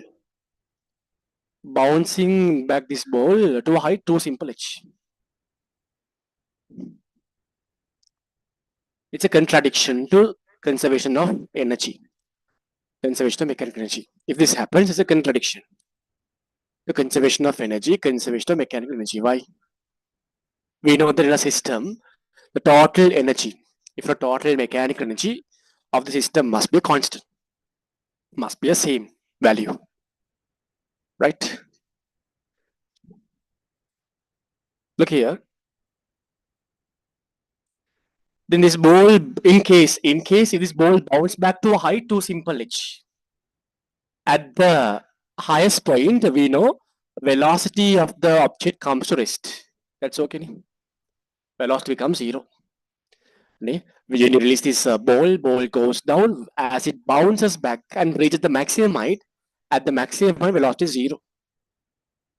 Velocity is zero.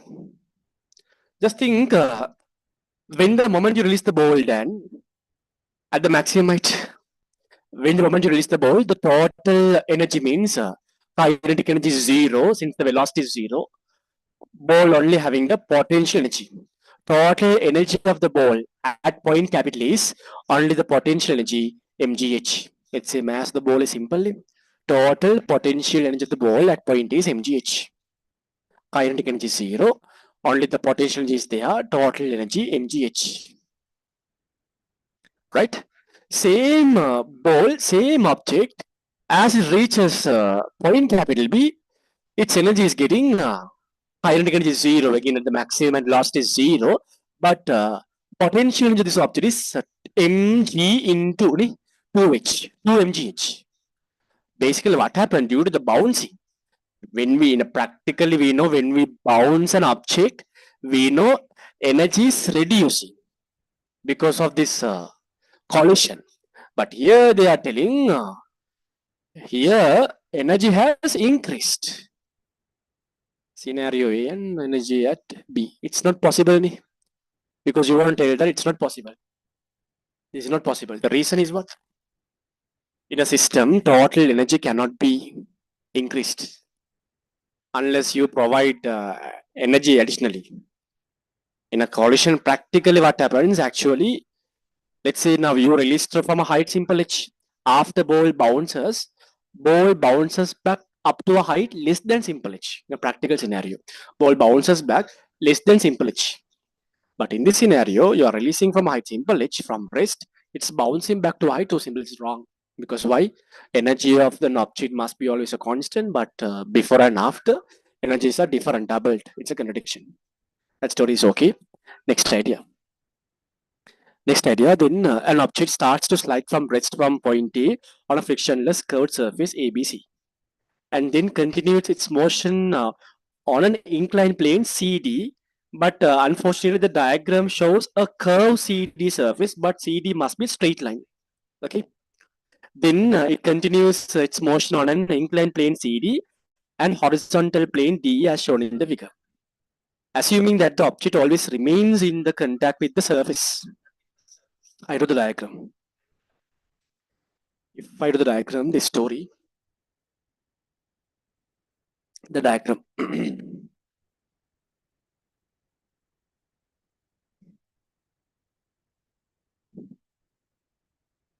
Okay. The diagram.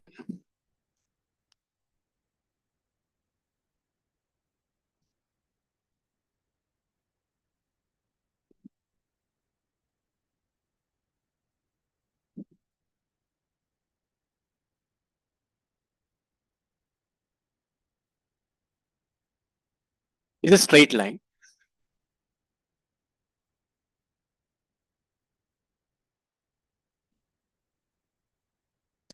This point is point capital A, point capital B, point capital C, and D.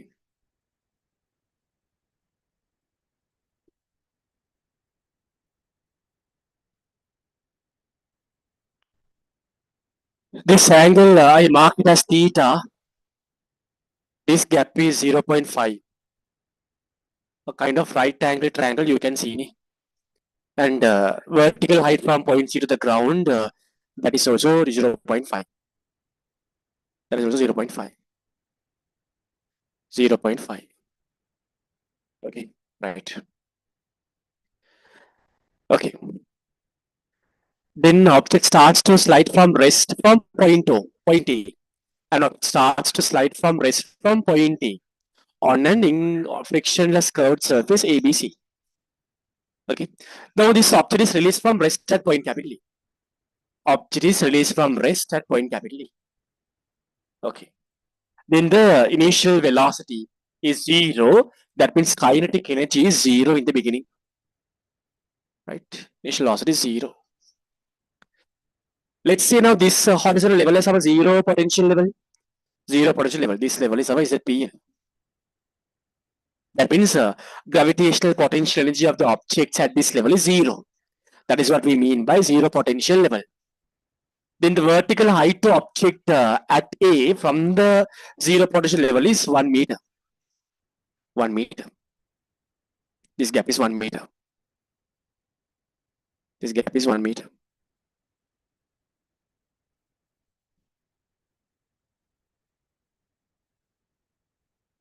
This gap is 1 meter. Right. The Roman number 1. They're asking us to find the speed of the object when it reaches point C. Speed of the object when it reaches point C. So what we can do here now, we want to apply conservation of mechanical energy for the object at point capital A and point capital C. The logic is very simple. The total mechanical energy, unless there isn't any friction between A and C, if there is no friction, if there is no way to dissipate energy as sound or heat, we know that energy dissipates as sound or heat due to friction. Remember the story. It's normally, generally, many scenarios, energy of an object dissipates as sound and heat due to the friction. If there is no friction between A to C, there is no way of energy dissipation of an object. Then the total mechanical energy of the object at A and total mechanical energy of the object C must be same. Must be same. They're asking find the speed of the object when it reaches point C. Let's say Vc. As it reaches point C, velocity, let's say Vc. Vc. Then we can apply conservation of mechanical energy for the object at point A and C. Apply conservation of mechanical energy.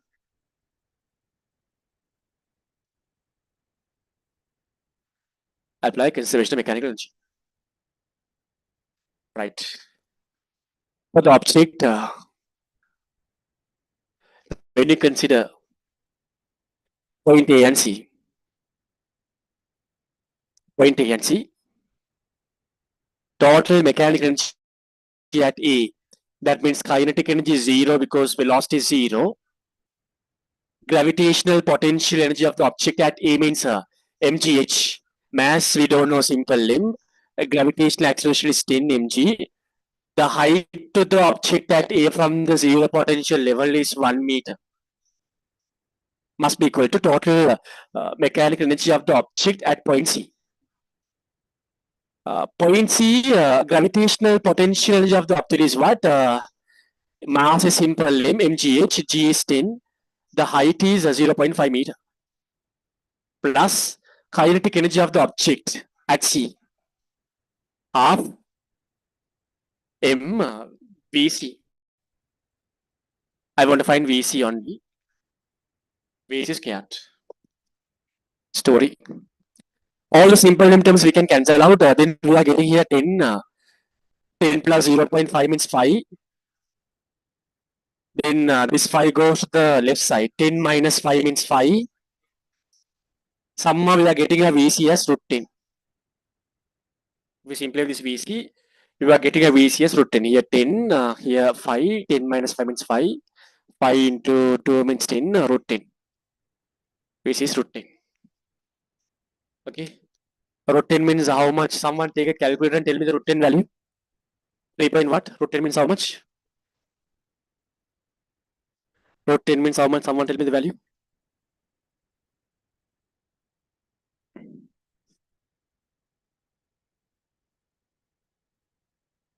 Tell me the value. I will do the Roman number 2. Roman number 2, they are asking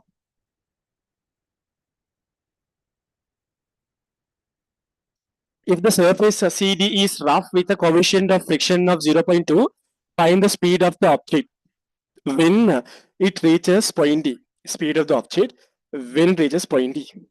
Look here. Look here. I draw that CD story separately. CD story separately. Okay. Right.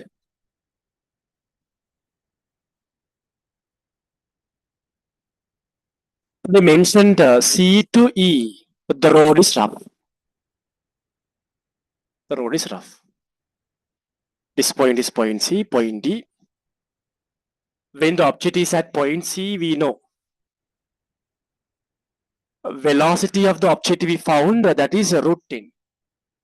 Velocity is root 10. You guys told me the value. What is the value of root 10? That is 3.162. 3.162. 3.16. 3.16 ms minus 1. This velocity we know VC velocity actually. VC velocity we know. Shall I consider a general location of the object? Let's say object somewhere here. If I do the object somewhere here, if I mark the forces. If I mark the forces, now this object is moving along the plane downwards only. If I mark the forces, weight is acting downwards.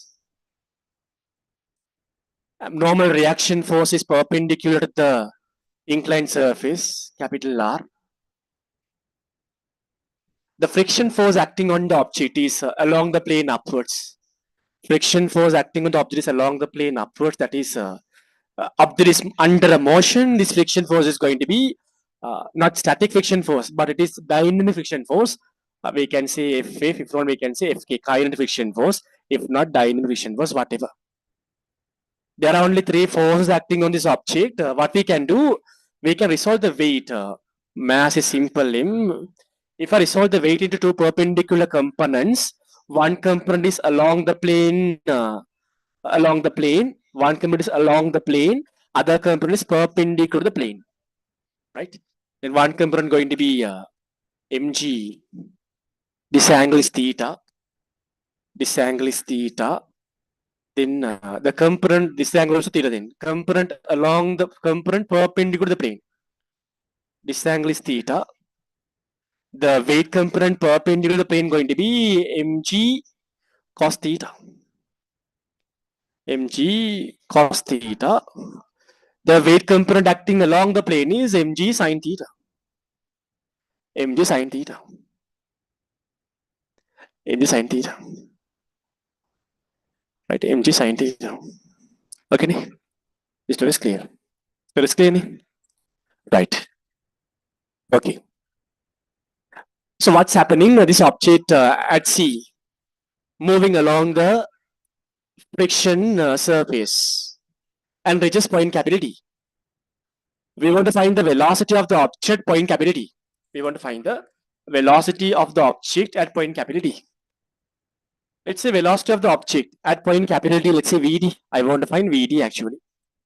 Velocity of the object at point capital D, I want to find that story. Okay. Now, very simple. When the object is at C, object has a kinetic energy as well as object has a potential energy. Right?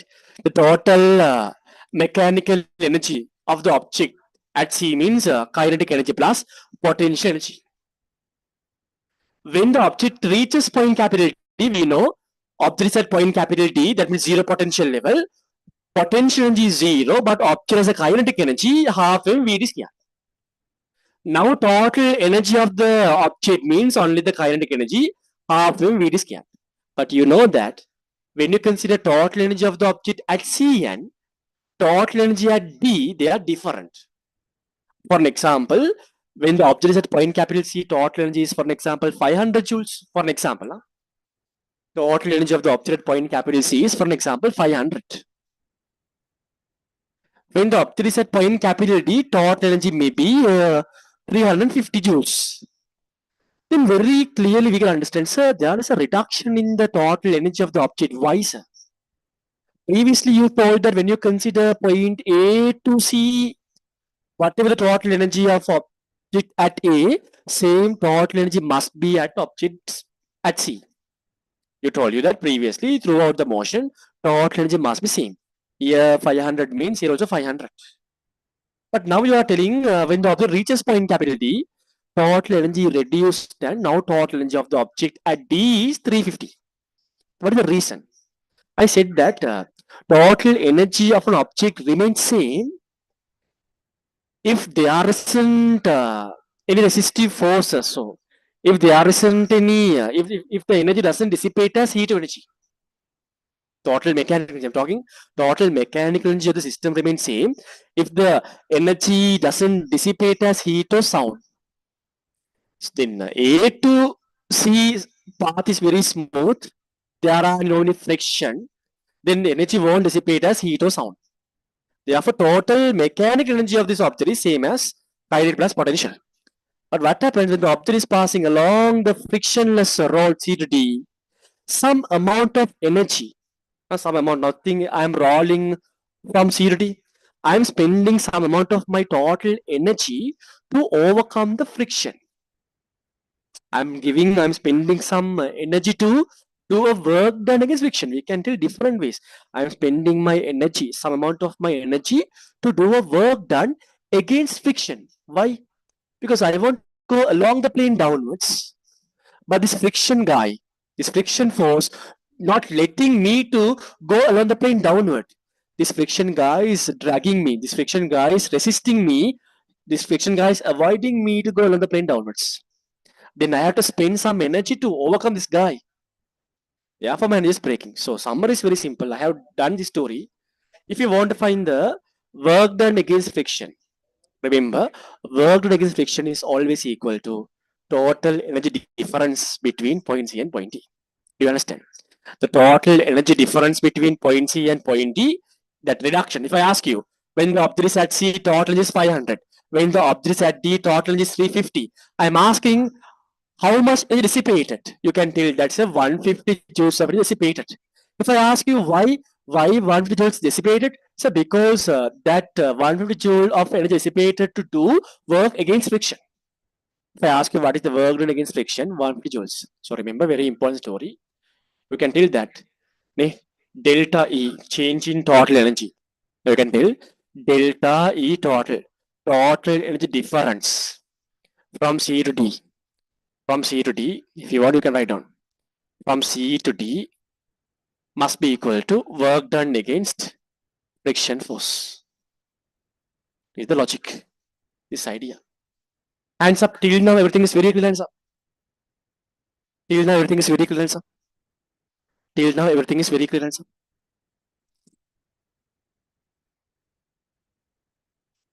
Everything is clear. Hands up. Clear? This story is clear. Now learn, write down important points. Important points. Then the total energy at C means total energy at C means we all know that kinetic and potential. These two. If not, you can tell total energy at C means you can write down a kinetic potential is what mg m into 10 into 0.5 mgh plus half m vc squared.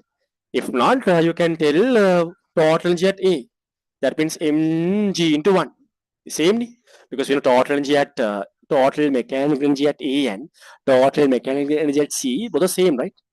mg into 1 and mg into 0.5 plus half mv, both the same values. You can take any value. Okay, I just take any same story only. I'll take this one. Okay, total energy at C means how much? M potential energy is how much? M G is 10, height is 0.5. Plus kinetic energy of the object at C is how much? Kinetic energy at C is how much? Half m. Velocity at C means root 10 square. Is the total energy at C. Total energy at C, yeah? Minus total energy at D. Potential is 0. Kinetic energy is half m Vd square. Kinetic energy is half m Vd square. Okay. This must be equal to work done against friction. This must be equal to work done against friction. Right? Work done against friction means we all know that friction force into Fk into the distance traveled by this object. Fk into the distance, simple d. Okay. That's it. That's it. Now I want to find Vd. I want to find VD. If you simplify this, you will get what? You will get 10. If you when you simplify this, you will get that somehow you will end up with here 5m. Here also 5m. You are getting 10 simple limb. You are getting 10 simple limb. We simplify this minus half simple limb. VD scared. I want to find VD only, right? Now small matches there. Friction force. How can I find the friction force, sir? So friction force means we will know that dynamic friction force means Fk means mu r ni. Dynamic friction force equals, we all know that Fk, that is equal to mu r. We all know that when you consider equilibrium of this object perpendicular to the plane, r equals to mg cos theta. Because object is moving along the plane. Object is not moving perpendicular to the plane. Object is not moving like this. Then we can tell object is under equilibrium perpendicular to the plane. You can tell r equals mg cos theta. Right? I hope you understand why I'm taking r as mg cos theta. Then Fk means we can write down mu value we know it's 0.2. R is we know that mg cos theta. mg cos theta. Cos theta. Cos theta ni? Cos theta. Right. Friction force. This is one story. Nice questions ni. Equation 1 is also important. Next story, just consider this right angle triangle. Right angle triangle. Right angle triangle. Right angle triangle. Now cos theta means this right angle triangle. I draw here.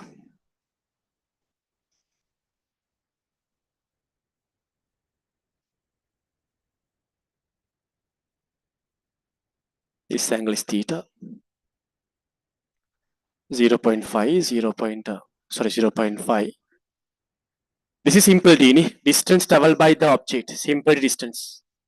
Is simple d. Is simple d. Is just simple d. Okay. Now tell me what is the angle? Theta angle is how much? Reply everyone. Any guessing? Can someone guess what should we see the angle? Theta angle is how much? Any guessing? Can someone tell me what should this theta angle is equal to how much? 1 second. Theta angle equal to how much? Theta equal to how much? Anyone? Can someone guess theta equals how much? Can someone tell me theta equals how much? Can someone tell me theta equals how much? Can someone tell?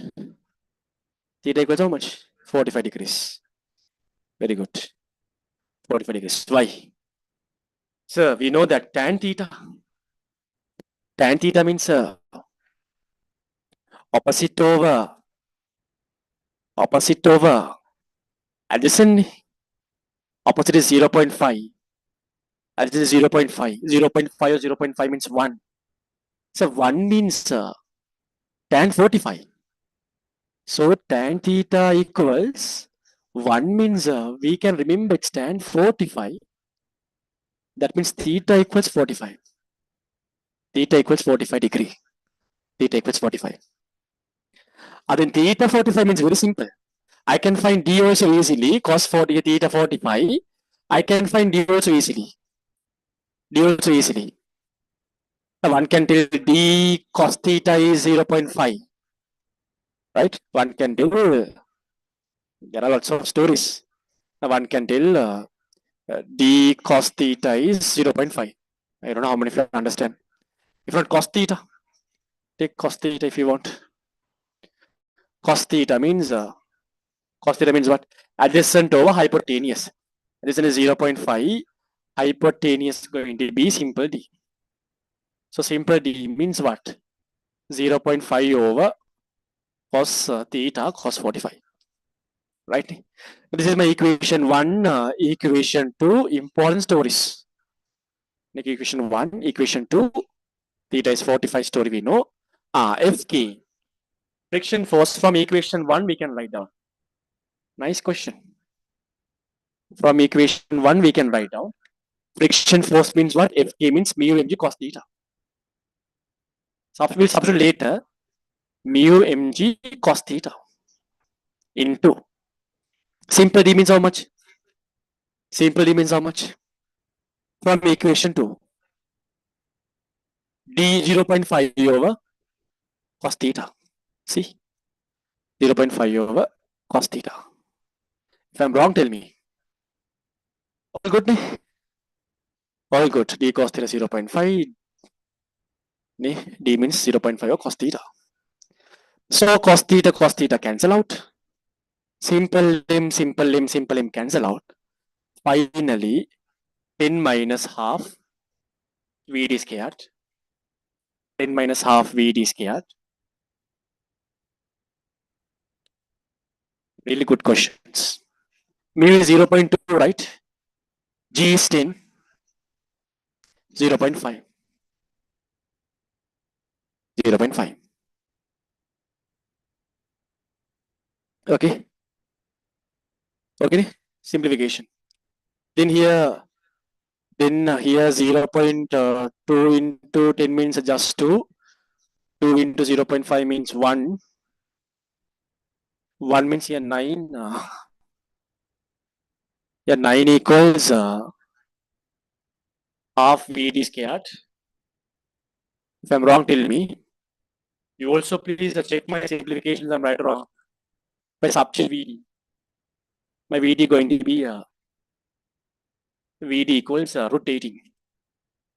Okay, velocity at point capital is root 18. Tell me the value. How much? Root 18, how much? Root 18, how much? Root 8 means how much? Velocity at point capital D, root 18. What is the value? Can someone tell me the value of this root 18? Root 18 is how much? Root 18, how much?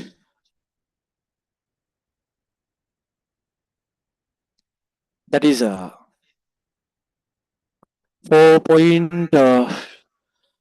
4.24. Nice story. 4.24.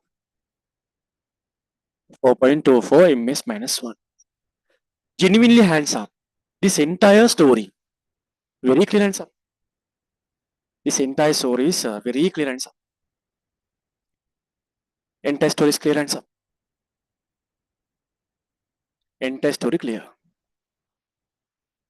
Have doubts, please ask. If you have any doubt, please ask. Right. Very simple. Done. Okay, next to what? The Roman number 3. Roman number 3, then they are asking 1, 2, done 3. If the object comes to rest at point capital E, calculate the distance d. That is very simple. Same idea, same logic. Same logic. Now I draw d to e part. If I draw d to e part, Roman number 3, Roman number 1, 2 done. Roman number 3. If I draw d to e part, Roman number 3. D to e part. Point capital D, point capital E. When the object is at point capital D, we know the velocity is Vd 4.25 ms minus 1. We know the velocity Vd, we know. This is our zero potential level also. Is at PL level. Zero potential level is at PL. When this object is moving along D to V also, there is friction force. Right? When the object is moving D to V also, there's a friction force. This friction force, I mark it as Fk dash something. Fk dash something. Because friction force acting on the object along the plane and friction force acting on the object in D to V are different. Friction force acting along the plane and friction force acting on the object now different. I will tell you why. I'll tell you why. These things you can write nice, lots of important points from this question. Friction force varying story. Okay, I will tell. 10:30. We start at 8 o'clock. Anyways, we gave a break also. 11:15, 11:30. We have to do the class. Next week onwards, 7 will start. 7 will start. At point capital E, object will come to rest. Then one can tell that, sir, object is at point capital D, then potential energy is 0. Why? Object is at the zero potential level. The total mechanical energy of the object is only the kinetic energy. So what happened is, when the object reaches point capital E, its kinetic energy completely became 0. Here, when the object is at D, total mechanical energy is kinetic energy, for an example, 100 joules. The kinetic energy of the object is 100 joules. Right? Potential energy is 0. The total mechanical energy of the object at point capital D is 100 joules. As it comes to point capital E, entire energy is dissipated. Now total energy, total mechanical energy of the object at here is 0. Here is 100, 0. Energy dissipated. 100 joule completely dissipated. Why?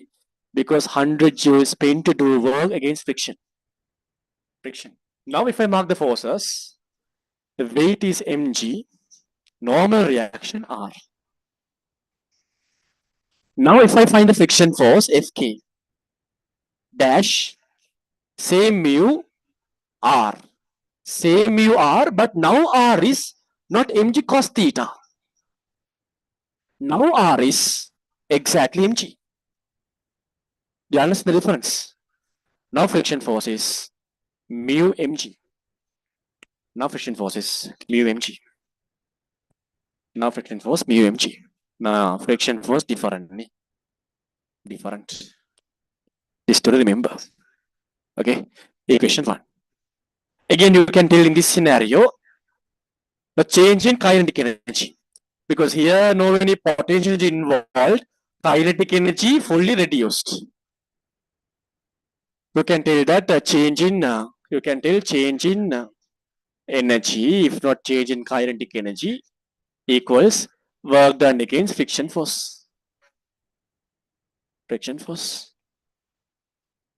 Change in kinetic energy means half mv squared. Half mass velocity at d means root 18. Root 18 square means just 18. Friction, work against friction means friction force into, we know work done means force into displacement. We all know work done means force into displacement, distance, whatever, displacement, whatever.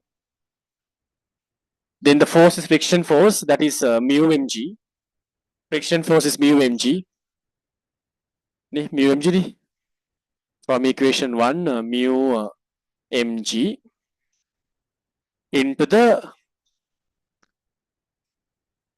distance, let's say v distance sd.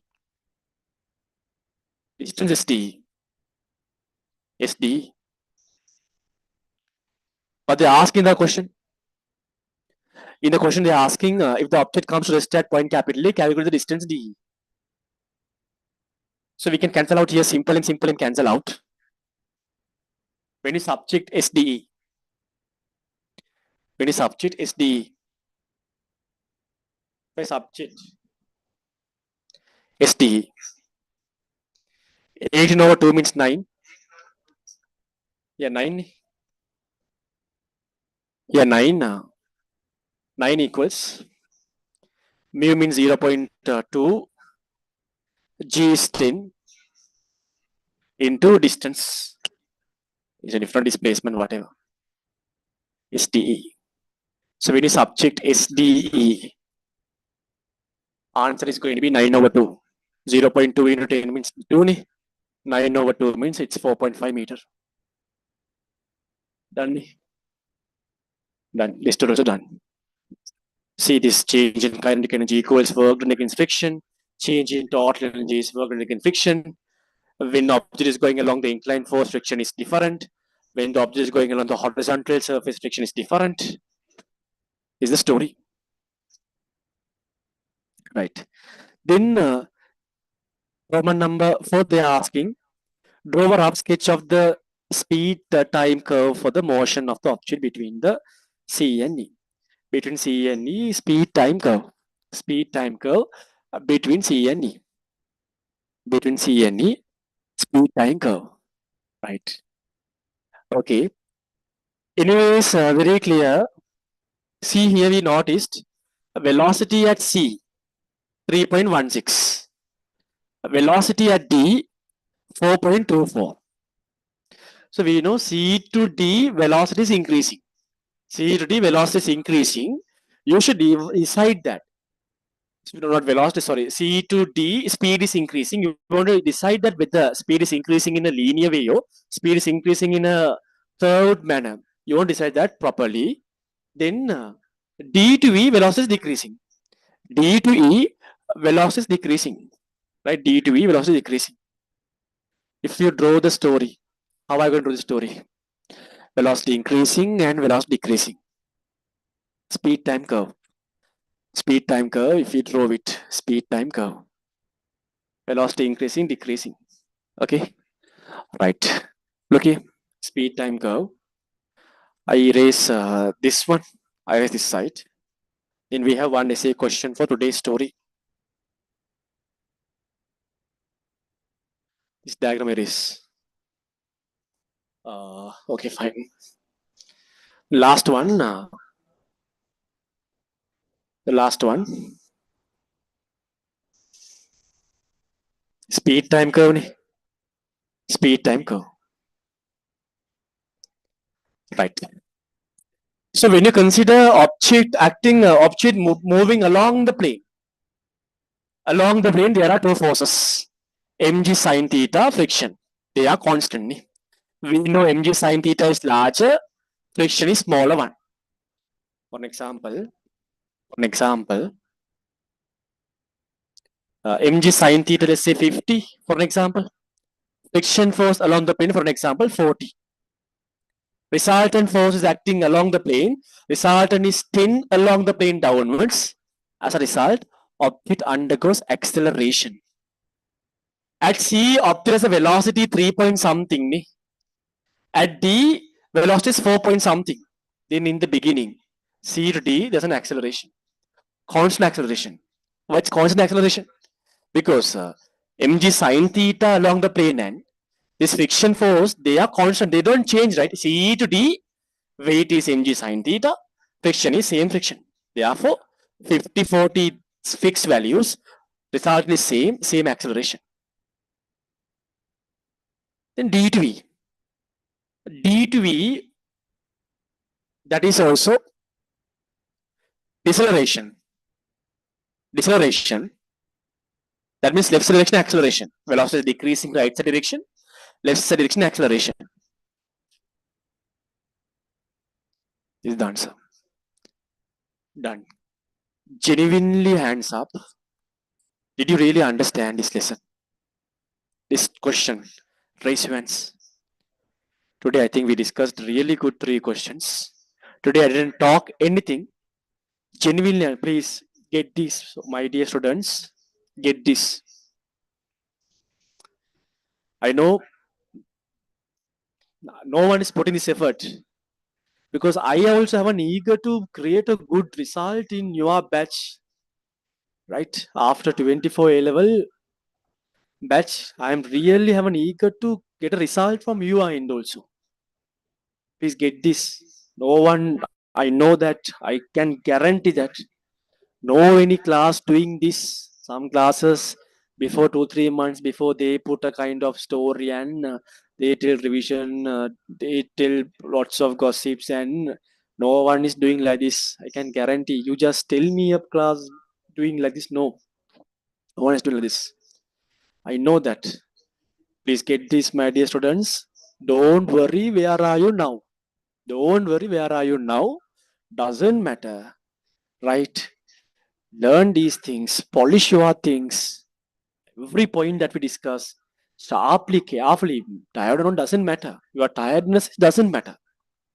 Even you are going to die by study also doesn't matter. Every point when we learn, somewhere mark this, because you can remember we have almost done more than 25 say questions in mechanics, right? But I know we all forget what we learn. We all forget.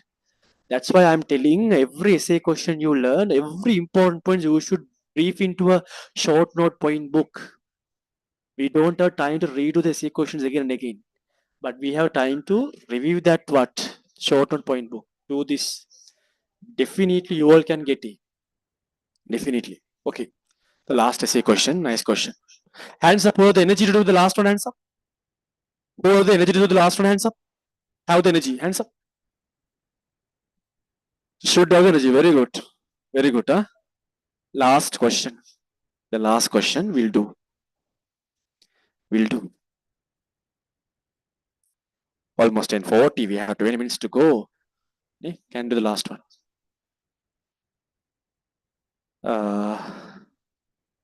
That one.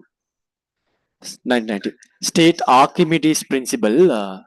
You guys know that story, right?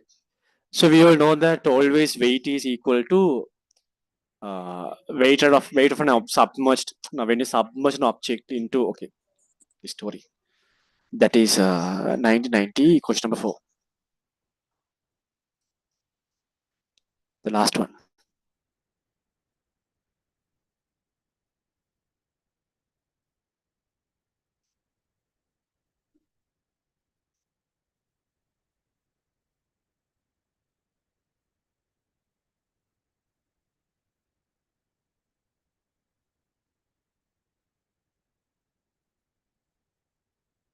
Right. Now the logic, very simple logic. What one? Now let's say now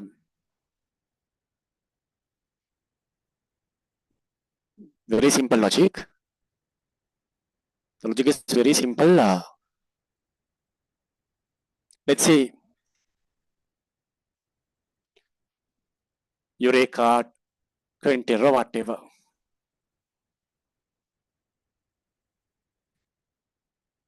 This idea.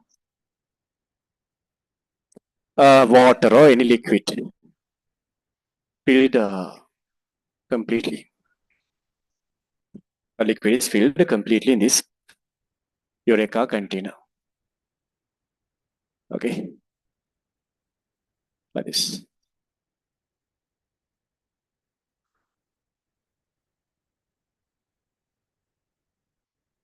So let's say now when you submerge an object, let's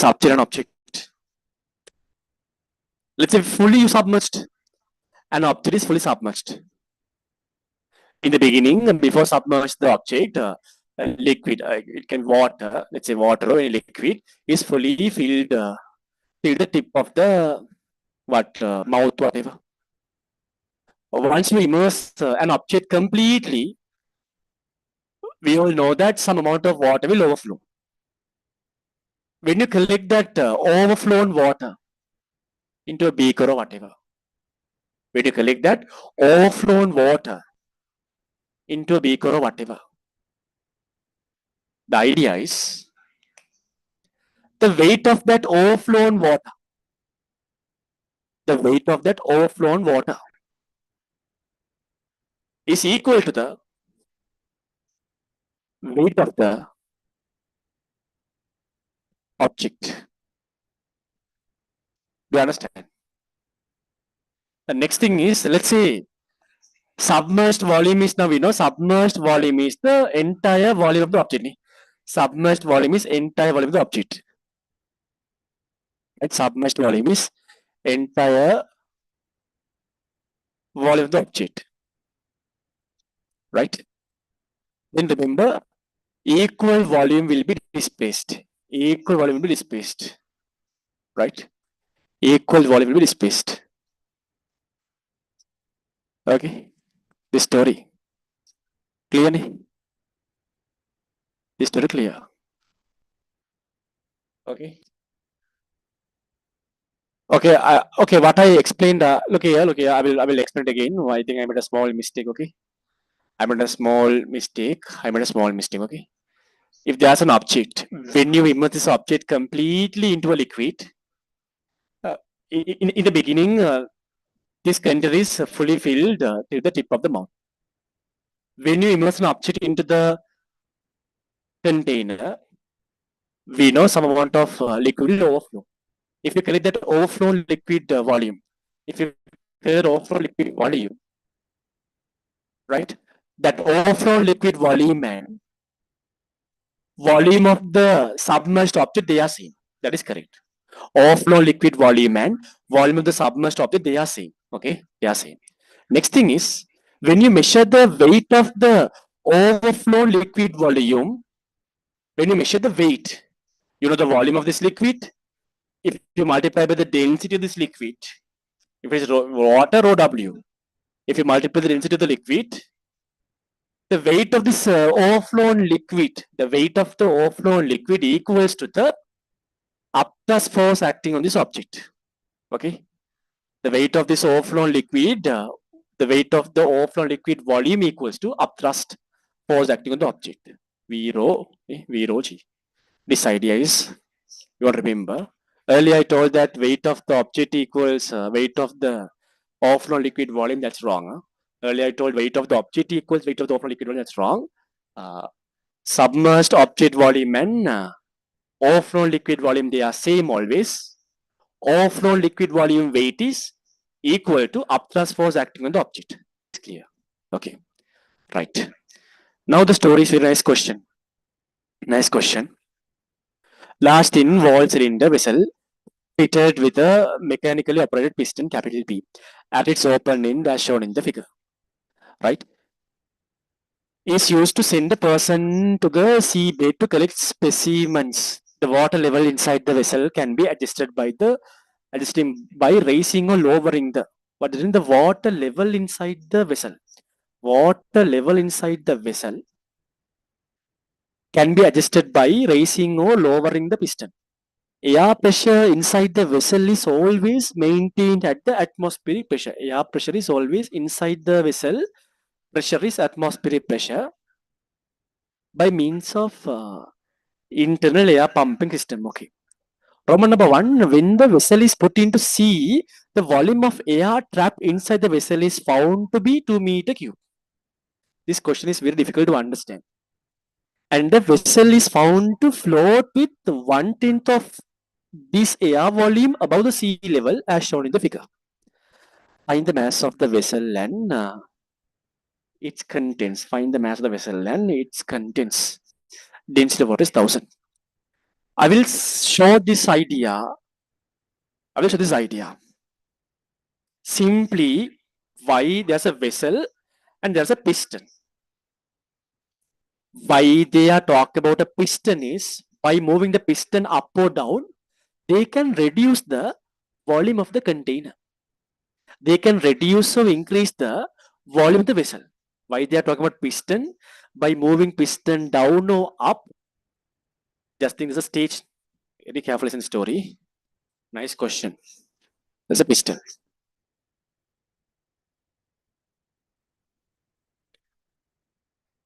There's a piston.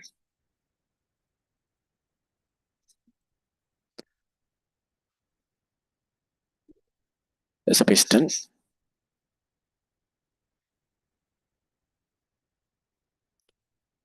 Okay. So what you can do, I do the piston, say red color or something. Red color piston. Currently piston is here.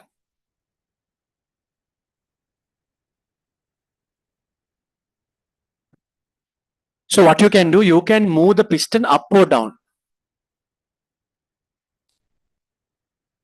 Then when you move the piston up, what will happen? The volume of the vessel, this is the volume of the vessel. Right? When the piston is at this location, this is the volume of the vessel. If you can tell volume of the vessel, if not you can tell volume of the air trapped. Volume of the air trapped is volume of the vessel. If you move the piston somewhere here, see, if you move the piston downwards, now your volume of the vessel going to be, this region also comes under the volume of the vessel. The closed volume of the vessel, the closed volume. If you move the piston somewhere here, if you move the piston upwards, then you can reduce the volume of the vessel. Then this is the volume. Okay. Then what happens? Now we are going to put this vessel with the piston into the water. When the piston level is this level, the water fill till here. All this region is occupied by the water. If you move the piston downwards, and if this is the piston level, water is till this level. If you move the piston this level, water will fill to this level. This region is empty. You people are inside the vessel. You are inside the vessel, right? If this is your piston level, then you are. Think this is kind of stage where you standing. You can move the stage up and down. When this piston is up this level, now you are here. The water is filled till this level. Okay. Simply why they are talking about piston is to change the volume of the vessel. To change the closed volume of the vessel. Very simple. Piston story is about to change the closed volume of the vessel. That is the one story. Okay. That is clear. Very clear. This vessel's volume can be changed. That's a summary. Vessel volume can be changed. That's a summary. Okay. Be 1 second. Right. Okay. Right. When the vessel is put into the sea, the volume of the air trap inside the vessel is found to be 2 meter cube. That means what? Volume of air trap into the vessel 2 meter cube. That means what? Volume of the vessel. If not closed, volume of the vessel is 2 meter cube. Closed, this volume. This blue color mark, this volume is 2 meter cube. This volume is 2 meter cube. Right? This volume is 2 meter cube. Okay. This volume is 2 meter cube. Okay. Right? Clear?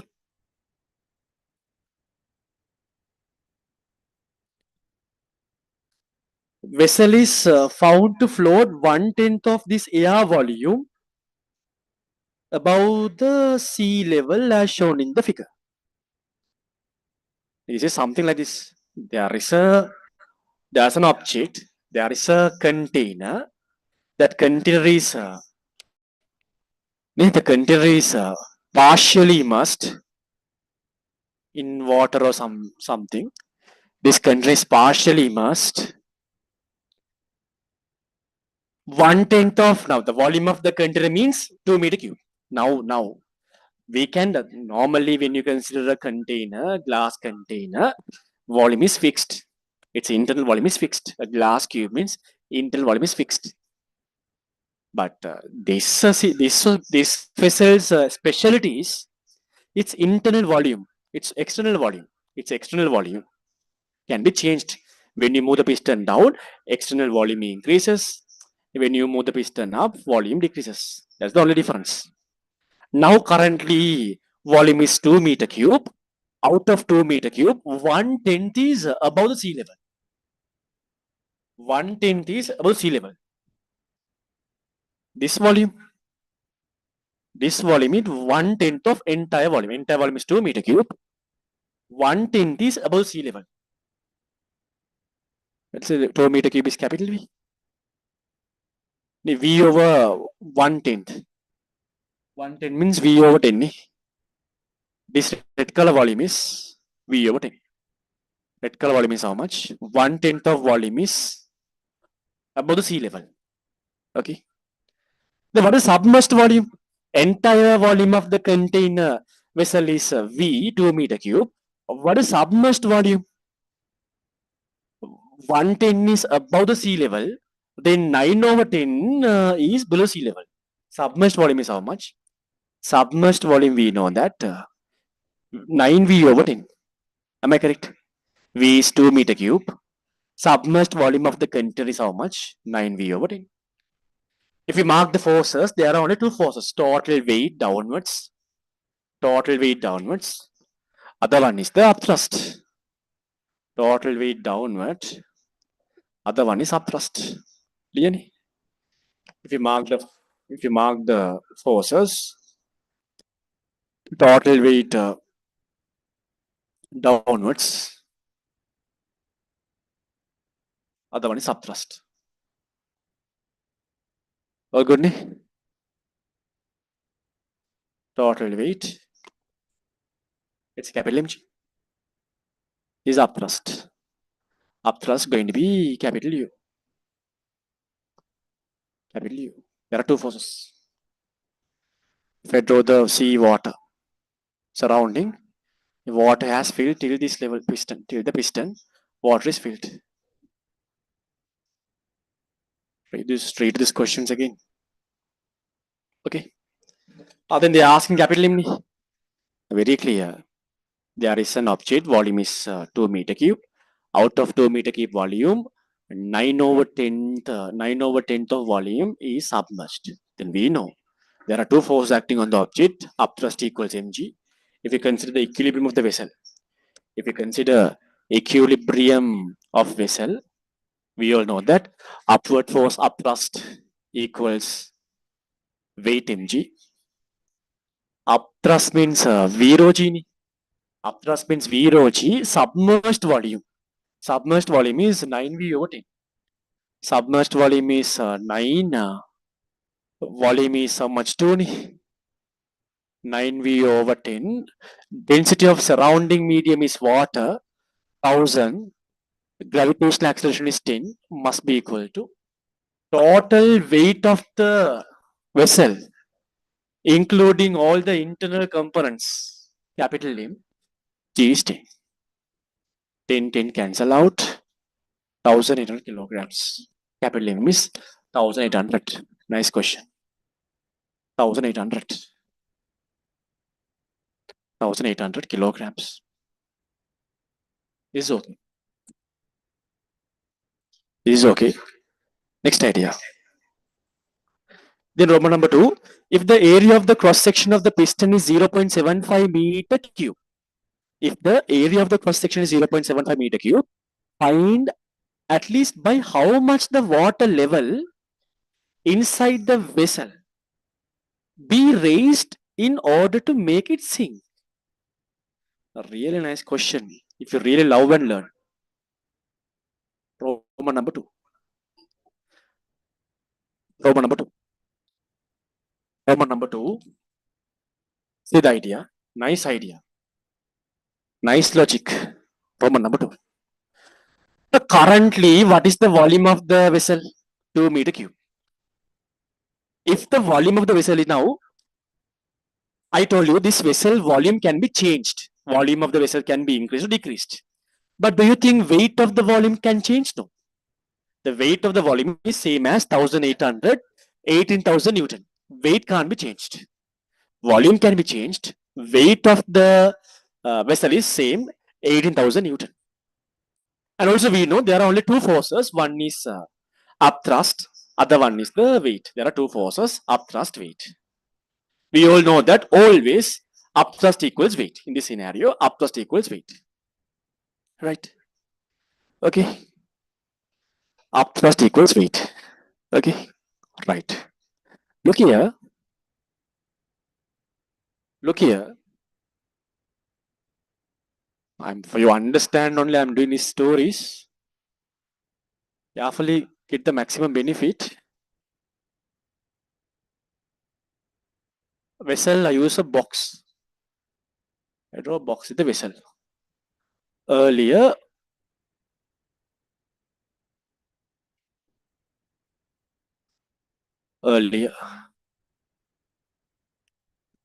after listen, 11 o'clock ni. Within 15 minutes we can finish it. 15 to 20 minutes we can finish it. Huh? Then happy ni. That means we are discussing now full papers. Almost. Target papers 2 structured 2 essay. Here 2 structured 2 essay. I think we are doing a big thing. Okay. So total weight is fixed. Capital MG 18,000 only. Right? Total weight is capital MG 18,000 only. That's fixed.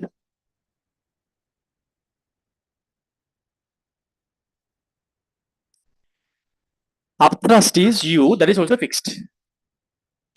Upthrust is U. That is also fixed. But we know U equals mg. We know U always equal to mg. That's a low. That is a scenario.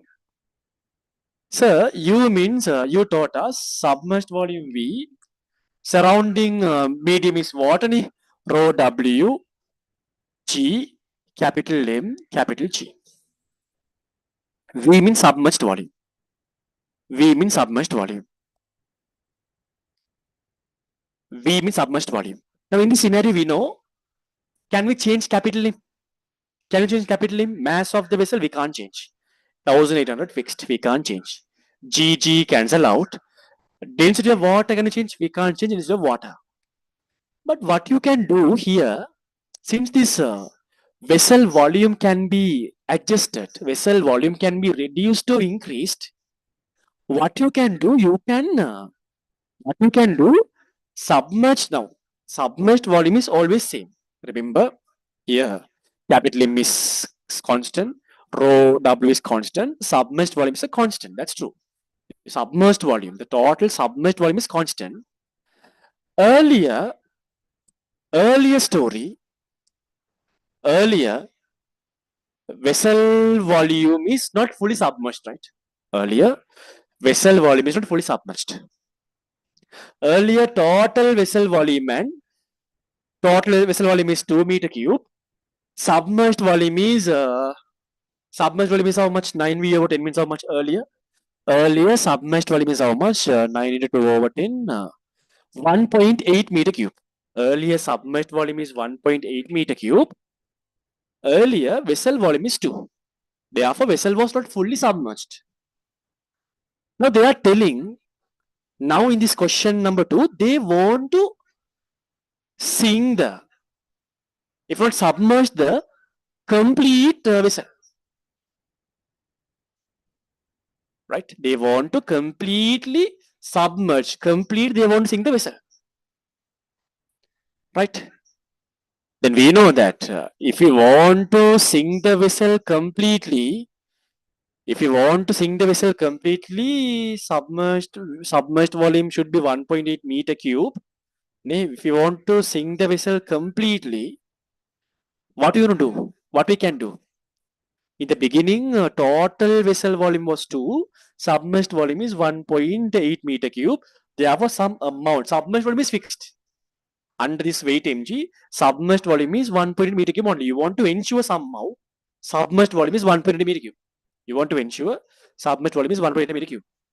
Right? Earlier, vessel volume is very larger, 2 meter cube. Submerged volume was 1.8. Therefore, some amount was up from the water level. Now they are telling we want to fully sink the vessel. In that case, what we can do, by maintaining submerged volume 1.8 meter cube, you can reduce the vessel volume. If you reduce your vessel volume, because you can move the piston up and down and you can change the vessel volume. If you can reduce the vessel volume, now vessel volume is 2 meter cube. Always submerged volume 1.8. If you can reduce the vessel volume to 1.8 meter cube, vessel volume also 1.8 meter cube now, submerged volume also 1 meter cube. That's what I'm telling. Hands up, what I'm telling, hands up. Hands up, how many of you understood I'm explaining, hands up? Do you understand what I'm explaining?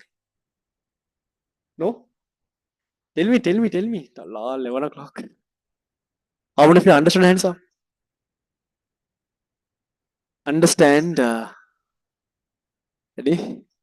So when you move the piston up, what will happen slowly, little by little? When you move the piston slowly up, what will happen? Think properly. If you are moving the piston slowly up, what will happen? Vessel volume is reducing. 2 meter cube, 1.99, 1.98, 1.97, 1.9, 1.85. And then when the vessel volume is decreasing, what will happen? Little by little, this vessel is sinking more down. When the vessel volume is exactly 1.8 meter cube, when the vessel volume is exactly 1.8 meter cube, your vessel is fully submerged. Do you understand? When the vessel volume is, right? Now your piston is somewhere here. When the vessel volume is 1.8 meter cube, your country is fully submerged. They are asking if the area of the cross section of the piston is 0.75 meter cube. Find at least by how much the water level inside the vessel be find at least how much the water level inside the vessel be raised in order to make it sink. In order to make this vessel sink very clear, we want to reduce the vessel volume. Earlier vessel volume was 2 meter cube. Now vessel volume is, when the vessel is completely sinked, now vessel volume is 1.8 meter cube. How did you reduce the vessel volume? Earlier, my piston was somewhere here because earlier larger volume. Earlier, my piston was somewhere here, this level. But now my piston is somewhere here, right? Earlier, entire volume of the vessel is 2 meter cube. Now vessel volume is 1.8 meter cube. Actually, I move the piston upwards and I reduced vessel volume. I reduced vessel volume. This is the reduced vessel volume. Earlier, this was the piston level. Now is the piston level. This is the reduced vessel volume. How much? 0.2 meter cube. The reduced vessel volume is how much? 0.2 meter cube. Reduced vessel volume is 0.2 meter cube. Okay? Clear? If you have doubt, ask. And now you can ask all your doubts. I can quickly respond. Now vessel volume is reduced to 0.2 meter cube. Reduced. Now they are asking not the volume. They are asking how much height you raise the piston level. You want to find this H simple H height. You want to find this height. Cross-sectional area we know. They have given 0.75. Cross-sectional area they have given 0.75. Cross-sectional area 0.75 meter cube. We know reduced volume is, we all know that cross-sectional area into height. Reduced volume is 0.2. Cross-sectional area is 0.75. Then you raise the piston by how much? 0.2 over 0.75. 0.2 over 0.75. Clear? Hands up.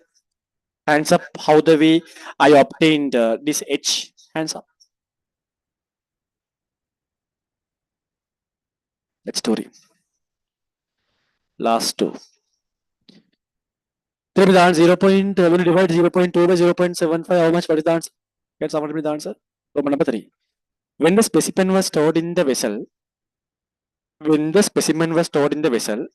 at the seabed, it was found that at least 0.05 meter cube water had to be removed from the vessel.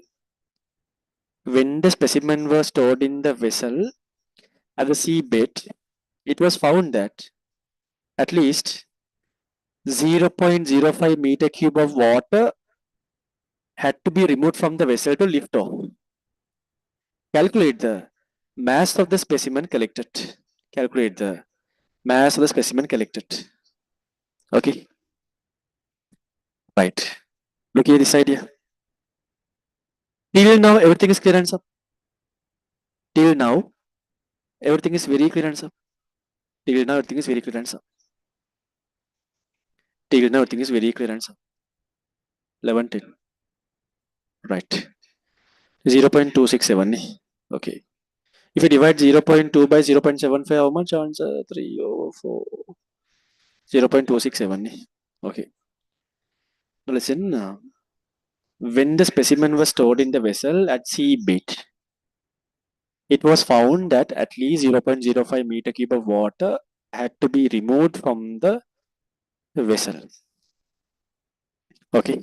To lift off. Right. Calculate the mass of the specimen collected. Okay. Right. Okay. Right. Okay.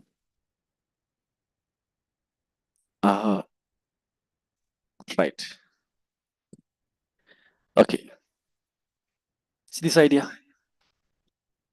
This idea.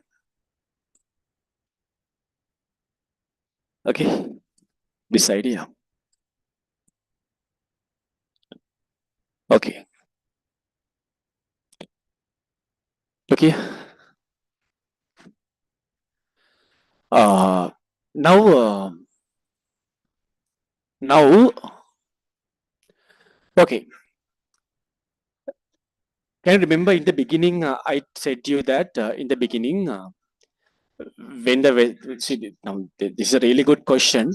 I want to explain properly and I want to stop the class. Time is 11:10 till 11:30. We have enough time. Last two parts. In the beginning, I told you that, I said you that water is fully filled till the tip of the mouth. When we insert an object completely, if this object is fully submerged, I said that amount of water volume will be overflown. When you collect that overflown water volume, that is exactly equal to the volume of the submerged object. Very important point. Okay. And also I said that overflown liquid volume weight equals to the upthrust force. Right. And also in the beginning, I said that weight of the subject is equal to the weight of the overflown liquid volume. But later I told that it's not always correct every time. Weight of the object is equal to the weight of the submerged, weight of the overflown liquid volume. Weight of the object is equal to weight of the overflown liquid volume. Not always correct. If an object sinked and uh, remain at the bottom, it's not valid. But if an object is sinking while floating, that story is. Now this story, see, upthrust. Now we know upthrust equals weight of the overflow liquid volume. That's correct. Now in this scenario, you know, upthrust equals weight of the object, right? In this scenario, see, upthrust equals weight of the object. Now therefore, we can tell. Not all the times these scenarios we can tell weight of the if this object is sinking, this object is what sinked while, what we call immersed while floating. This object is immersed while floating, weight and upthrust same. In that case, you can tell that weight of the object equals upthrust, weight of the object equals submerged, if not overflow liquid volume. You can tell weight of the object is displaced liquid volume. If not, I want to tell that at that point, weight of the object equals displaced liquid volume. Now, when you add into this container, weight of this object equals displaced, weight of the object equals weight of the displaced liquid volume. That story, right? Summary, I want to tell that when you put an object into a container, weight of that object equals weight of the displaced liquid volume, weight of the overflow liquid volume. So that logic is applied in Roman number 3. Roman number 3, they are telling now why we are bringing, why what we are doing actually, we are going to bring this vessel to the bottom of the sea to collect some samples. Now they are at the bottom of the sea and they collected some samples. Now what happens once they bring those samples into the vessel? Now total weight of the vessel is how much? Now total weight of the vessel is how much? It's greater than 18,800 kilograms. Before collecting the samples, total weight of the vessel is 1,800 kilograms. After you brought the specimens into the vessel, now the total weight is greater. Total weight is greater. Now they are telling when the specimen was stored in the vessel at the seabed, it was found that at least 0.05 meter cube of water, 0.05 meter cube water had to be removed from the vessel to lift off. That means this is a lift. This is a vessel. This is a vessel. Again, by pushing, you want to remove some water. Now you are in sea level. This is entire sea. This sea bottom. Think sea bottom something. This is your container. This is your container. Vessel. It is your piston. Before collecting specimens, location of your piston. Okay. After you brought the specimens into the vessel, after within the volume of the vessel, means this is the volume of the vessel. Then water surrounded, everything is water. And this is everything is water. Till the piston, everything is water.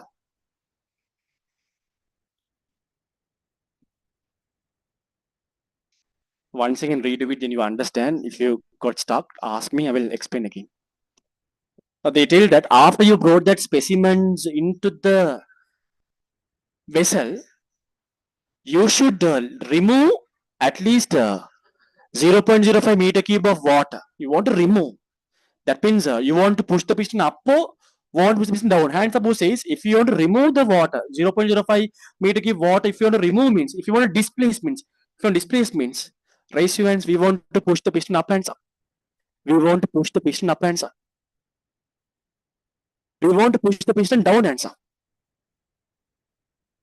We want to push the piston down. Right? Very difficult. At the bottom, you are at the seabed now. Huh? Seabed. You want to push the piston down. Right?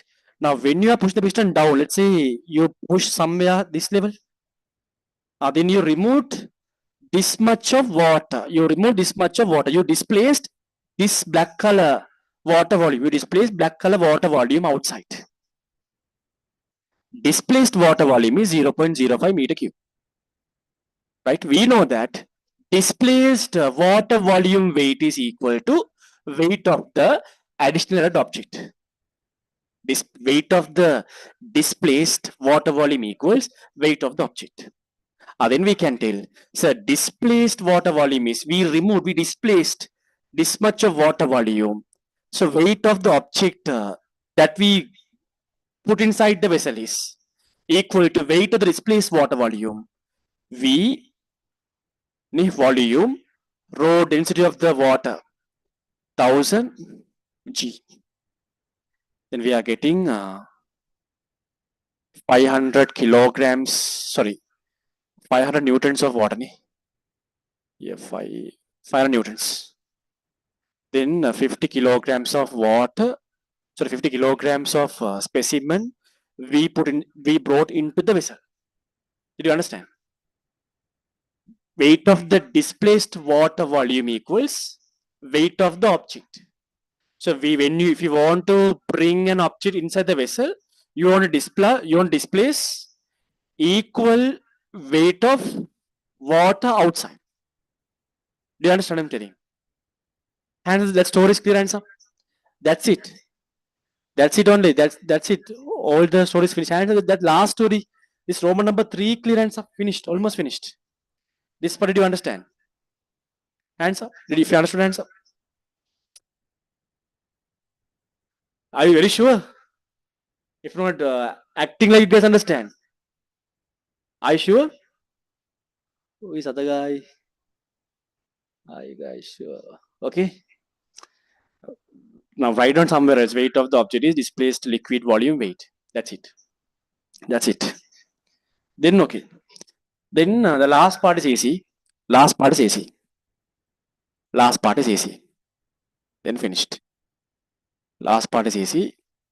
C is 500 meter deep. How much minimum work has to be done on the piston in order to move the vessel up? Okay. The last part, Roman number 4. Okay, the last part is easy. This is the sea water level. Currently, this is the sea bed.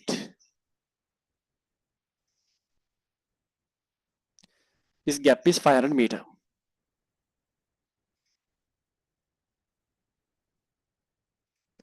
And our vessel is our vessel. I do the vessel bit larger. Is our vessel, thing like that. Piston is very close to seabed, thing like that. Piston is very close to seabed, thing like that. A piston. Okay, I draw the piston like this. This is a piston. Piston. Then we know this water pressure.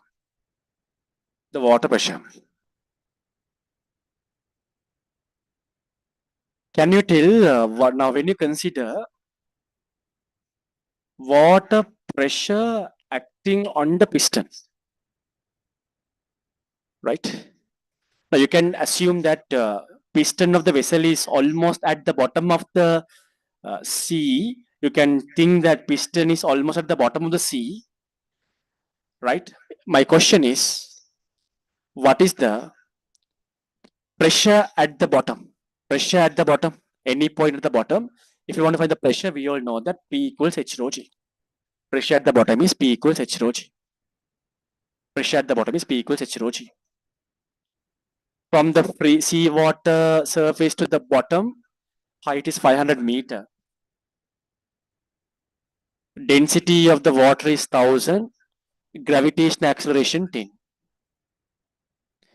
Then total pressure at the bottom. Now you can consider atmospheric pressure, but no any significant change. Then you can tell that total pressure is how much. If you only consider water, and you can do it. If you want, you can consider atmospheric pressure also. But see 50 atm plus 1, 51 atm. If you consider everything, but no need to consider atmospheric pressure. If you want, you can consider, no issue. Then we can write down total pressure at the bottom.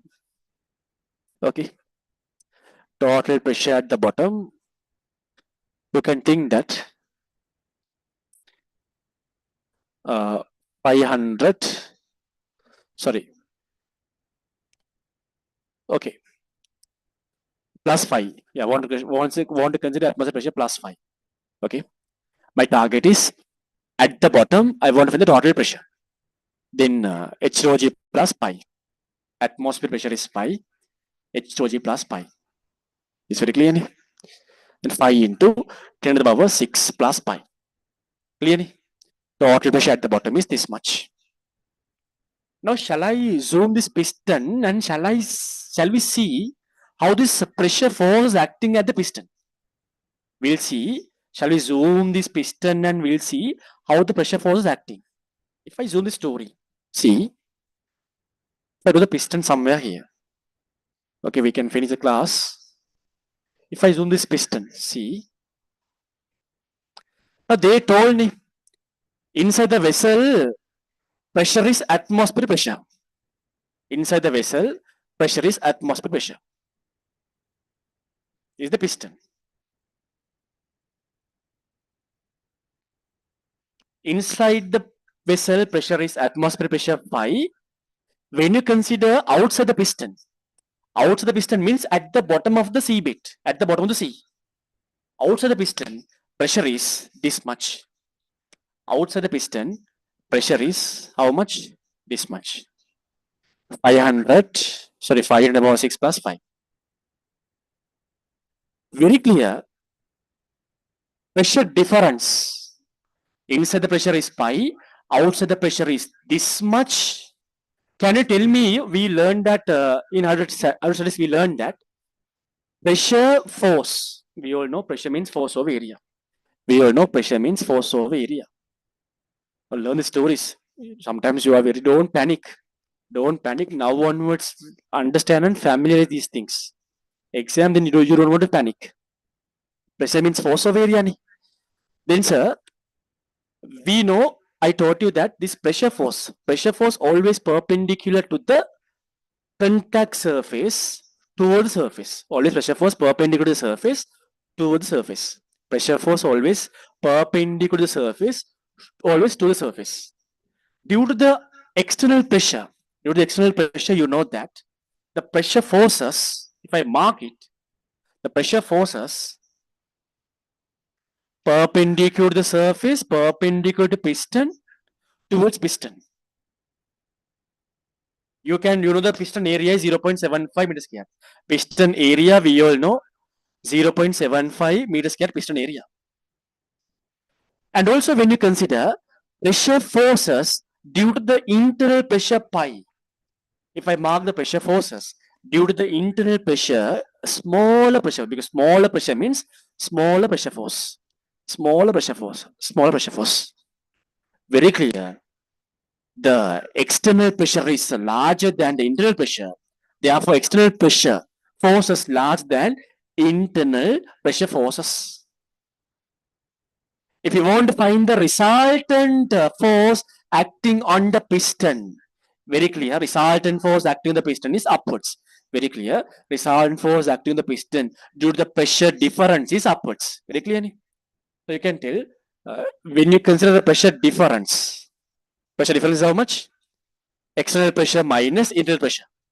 Pressure difference, we know that delta P means external pressure is, we know, external pressure is, let's say, P1, internal pressure is P2. P1, P2, P1 minus P2. The pressure difference is going to be 5 into the power 6 plus pi minus pi. Cancel out. Then we know the resultant pressure difference is how much? 5 into 10 to the power 6. The resultant pressure difference 5 into the power 6 Pascal. Because of this, we can find the resultant pressure force. The resultant pressure force we all know.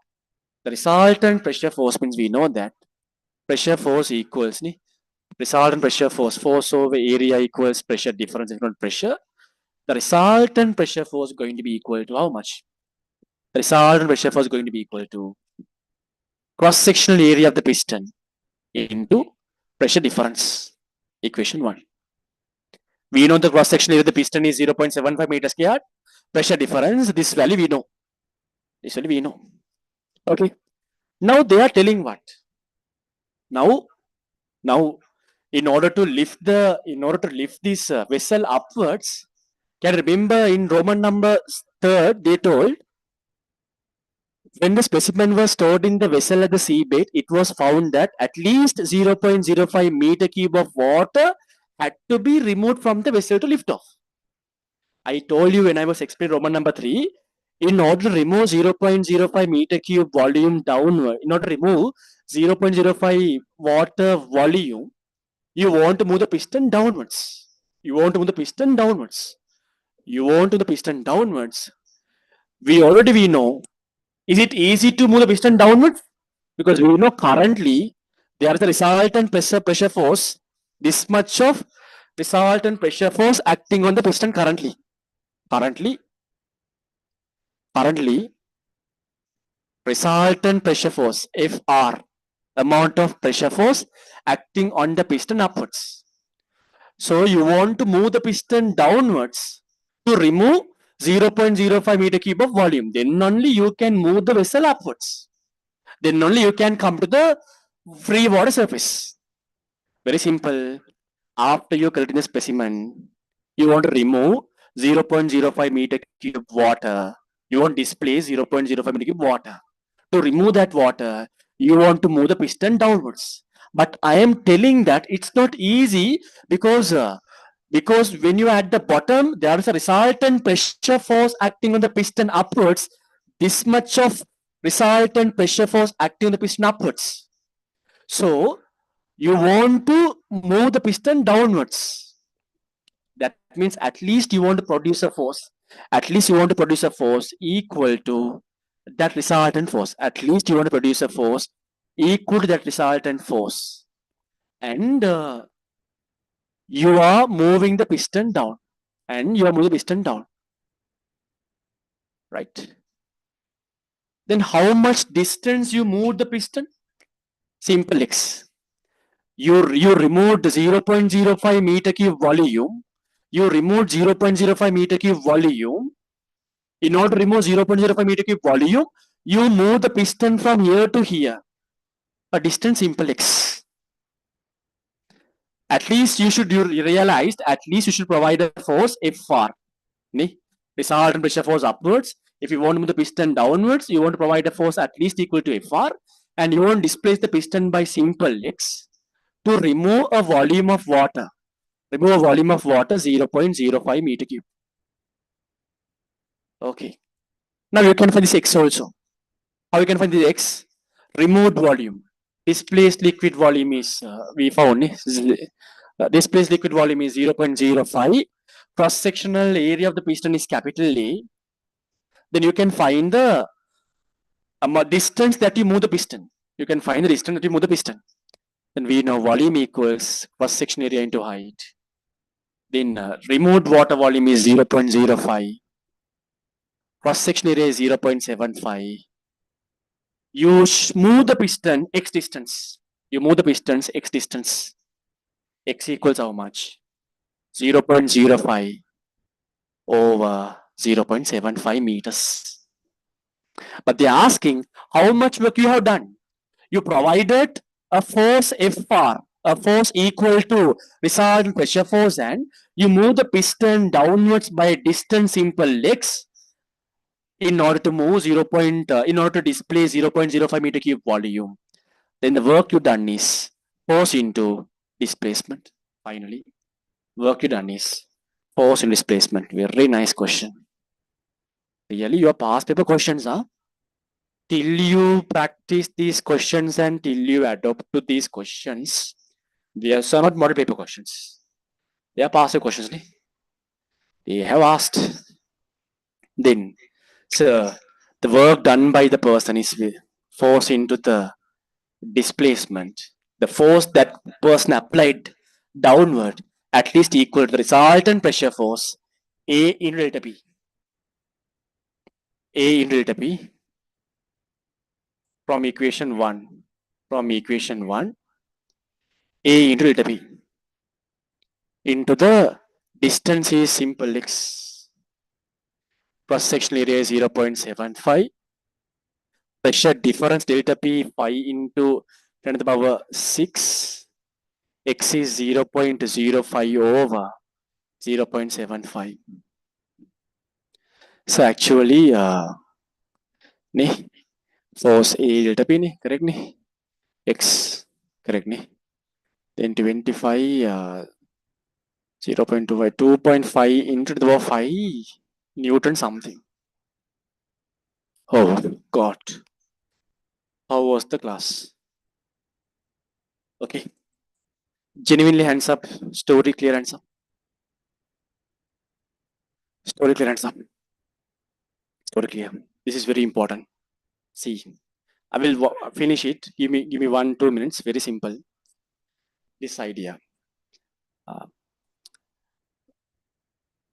When you submerge an object completely into a liquid, displaced liquid volume, overflow liquid volume equals volume of the object. If not submerged volume of the object, right? One story. That overflown liquid volume weight, displaced liquid volume weight equal to upthrust definitely, displaced liquid volume weight, overflown liquid volume weight also equal to weight of the object. Some scenarios, right? Okay. Mostly you can tell when upthrust equals weight scenarios, when upthrust equals weight scenarios, when upthrust equals weight scenarios only. When upthrust equals weight scenarios only, you can tell that weight of the displaced liquid, weight of the overflown liquid equals weight of the object. That is the important story. Now, in here, what we have done is in the beginning, first story is okay. Roman number 1 part is very simple. An object is partially submerged in a water. Then there are only two forces, weight and upthrust. Weight equals upthrust. And we found the total mass of the object, 1800 kilograms. Roman number 2. Roman number 2. Now learn. Don't in a hurry of leaving the class. Why we are doing to learn, right? I also don't want to do it. Ni. Therefore, don't need to be hurry. We'll learn the story and we'll leave. Then very satisfied. Really satisfactory. While others sleeping, while others playing the games, we are really studying. Right? The Roman number 2. Then Roman number 2 is something different story now. Normally, all the questions, this hydraulics questions we get, volume of the vessel is fixed. Right? But here, what happened, since the volume of the vessel can be changed, when you reduce the volume now, earlier, some amount of volume, earlier total volume of the object was 2 meter cube. Submerged volume was 1.8 meter cube. Volume above the water level was 0.2 meter cube. Since we can change the volume of the object, if we reduce the volume of the object from 2 meter cube to 1.8 meter cube, now that entire volume of the object is fully submerged in the water. Entire volume is fully sinked in the water. That story explained. Now next thing is Roman number 3 story is the very important story. Now they somehow they sink the vessel and somehow they come down, they came to the seabed. Someone went outside and someone collected all the required specimens, and now once they put into the vessel, they realize they can't lift up. They can't lift up. They can't lift up because now weight is very high. Weight is very high. Right? Weight becomes very high. Very simple logic. Right? If the weight becomes higher, we know weight always W equals U. Now you filled lots of material inside the vessel. Now weight is high. If the weight is high means you should create somehow larger upthrust at least. If you want to create large upthrust means V rho G. We surrounding water inside you can't change. G you can't change. Submerged volume you can change.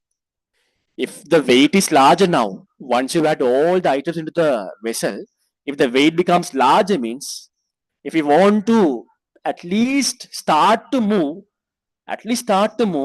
the weight and upthrust must be same. If you increase your weight, you want to increase your upthrust somehow, that means you want to increase your submerged volume. That means you want to move your piston down. If you want to increase your submerged volume larger, that means you want to increase your internal volume. Submerged volume want to increase larger means you want to increase your internal volume. If you want to increase your internal volume, you want to push the piston down.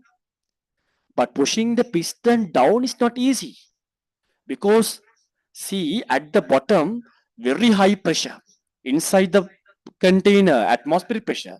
At the bottom outside very huge pressure. Because of this pressure difference, that's the resultant pressure force upwards. So you are going to move the piston downwards. You want to move the piston downwards, and you want to remove a water volume of 0.05 meter cube. But moving your piston downwards is not easy. You want to remove 0.05 meter cube water volume, you want to displace it. In order to do that, you want to move the piston downwards, but there is a large resistive force against your movement. So at least if you want to move the piston downwards, you want to apply a force at least equal to that resultant pressure force. Resultant pressure difference, resultant pressure force, you want to apply a force at least equal to resultant pressure force.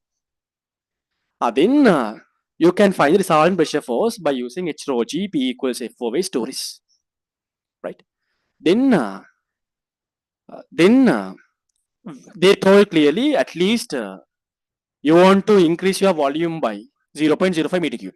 By displacing 0.05 meter cube water, at least you want to increase the internal volume by 0.05 meter cube. That means you want to move your piston cross section area, amount of volume to be increased is 0.05.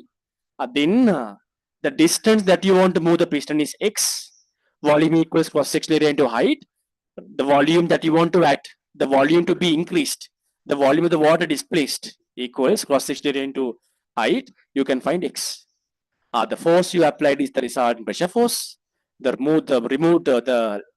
move distance of the piston is simple x.